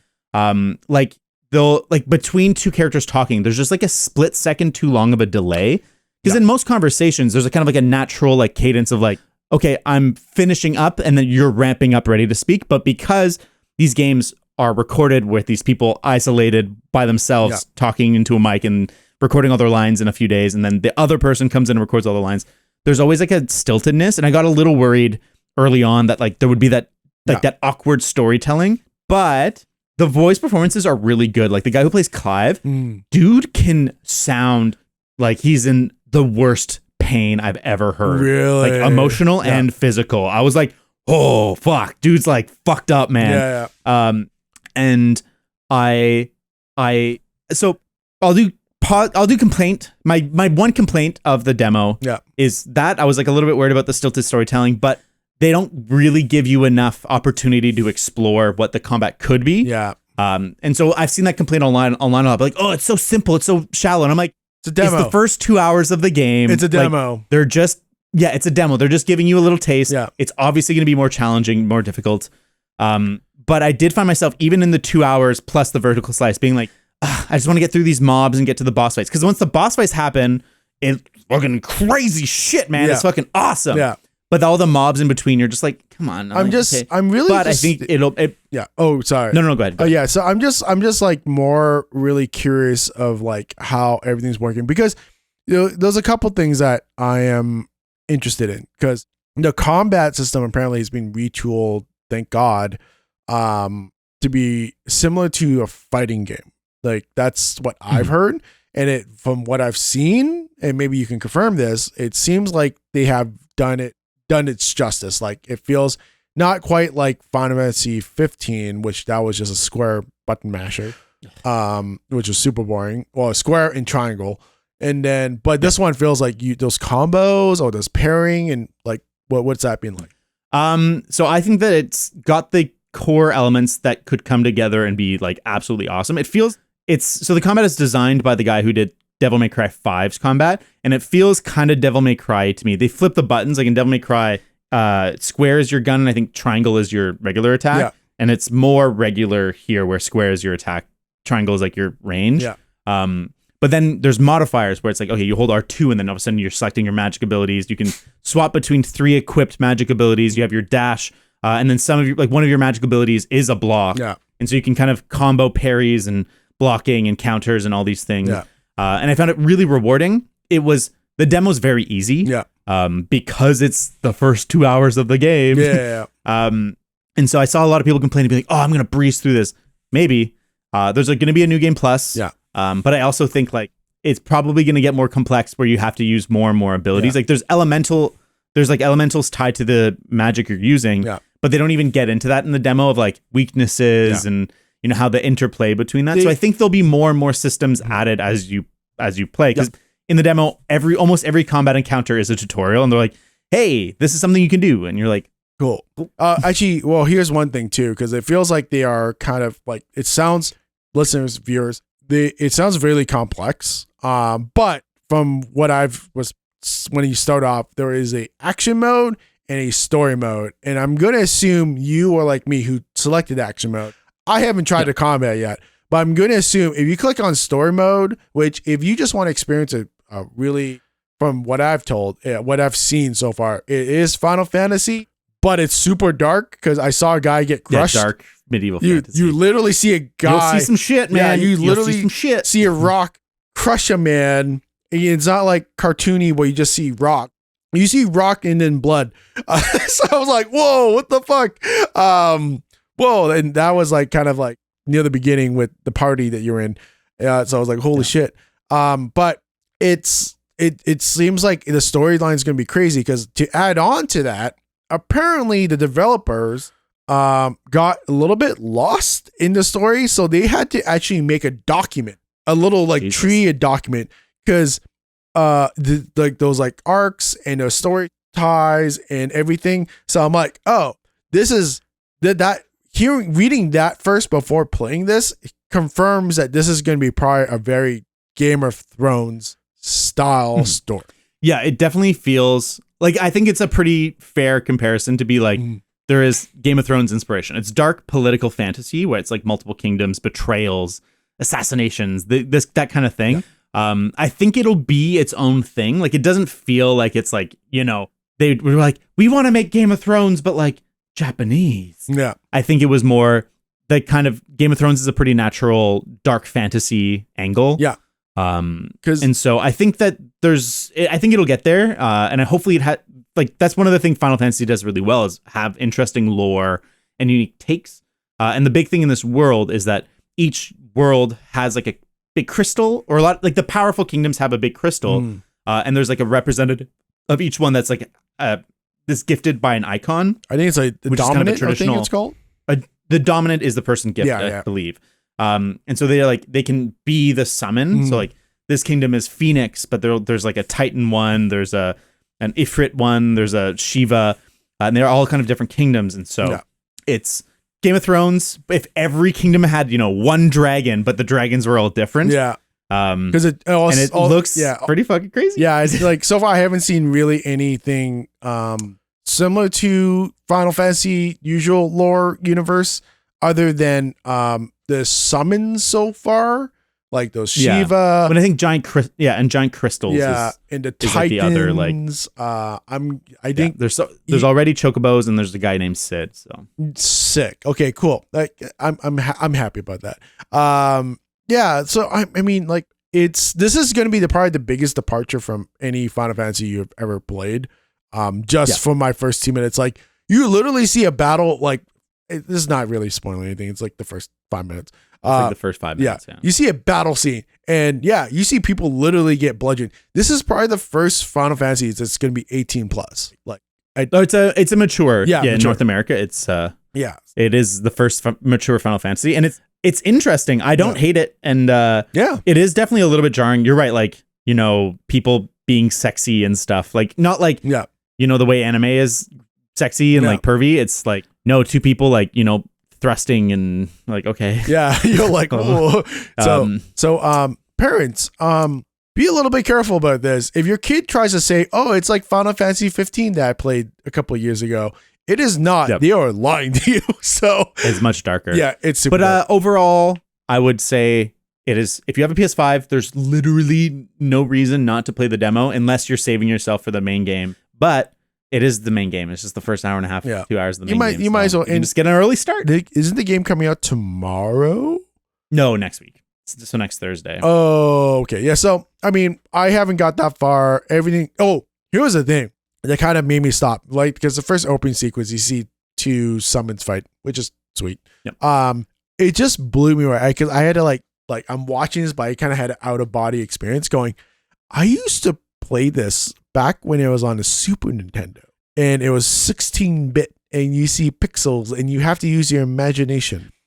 Now you have almost photorealistic battles and terrain and voice acting and everything. And I'm like, we have gone like a far ways. And granted, I'm feeling the same way watching this as when I used to play Final Fantasy VII in '97. So I'm like going, I wonder what I think, because I think the engine they're using is the Fox engine from Square. It's Square's proprietary engine.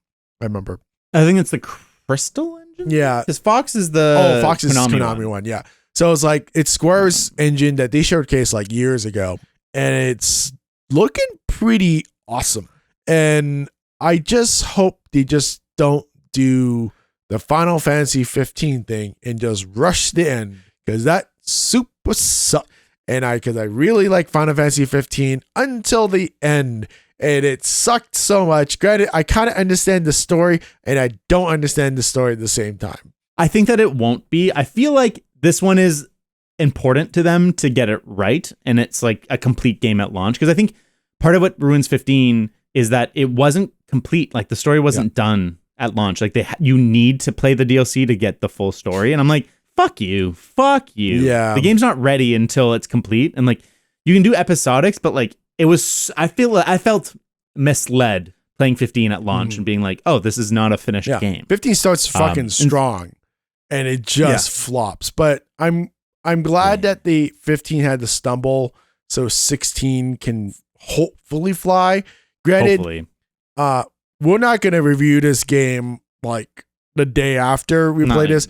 It's going to be like at least a month plus until we finally have some stuff. Well, yeah, because remember, reviewers, like professional reviewers, already have the game and they're playing through it right now, whereas we're going to get it at the same time as you, and we're going to have to take the month because we have full-time jobs. Yeah, granted. Also, if you have any questions of things you want to talk about in the game, feel free to email us or go to the patreon.com/wingit, and just start a discussion there, or I'll make a Q&A thread, and we will do stuff and like play around, like, hey, John, I'm interested, or hey, David, I'm interested in this part. And we'll play around and see what that's like, and give you our honest opinions about it. But yeah, like, you know, maybe we're taking ourselves a little bit more seriously in the podcast because, spoiler alert, we have a company joining us in this thing. So it's starting to get a little bit more professional. And also the last couple YouTube videos kind of really popped off amazingly. Cool. So we're not changing the format, but those certain things we're gonna just tweak because we're having fun with this though. I'm still having fun. Yeah. But yeah. And success is fun. Yeah. I love success. Success. And if you want to share in our success, email us at letswingitpod@gmail.com. Yeah. And then at Let's Wing It Pod on Twitter. Like you said, patreon.com/letswingit is our Patreon. Go sub to us there. You get the episode a few days early, except not this week because shit's crazy. We had life. Life happened. Yeah, life. Yeah. Life. But I think that's farewell until next week, folks. Yeah. And next week I'll talk about my Tesla and the Tesla purchasing experience in New Jersey, and tell you how a socialist country like Canada has made it very simple and easy, and a free market American system made it stupid complicated. So much worse. Oh, I love it. All right. I will see you all later. Bye-bye. Bye.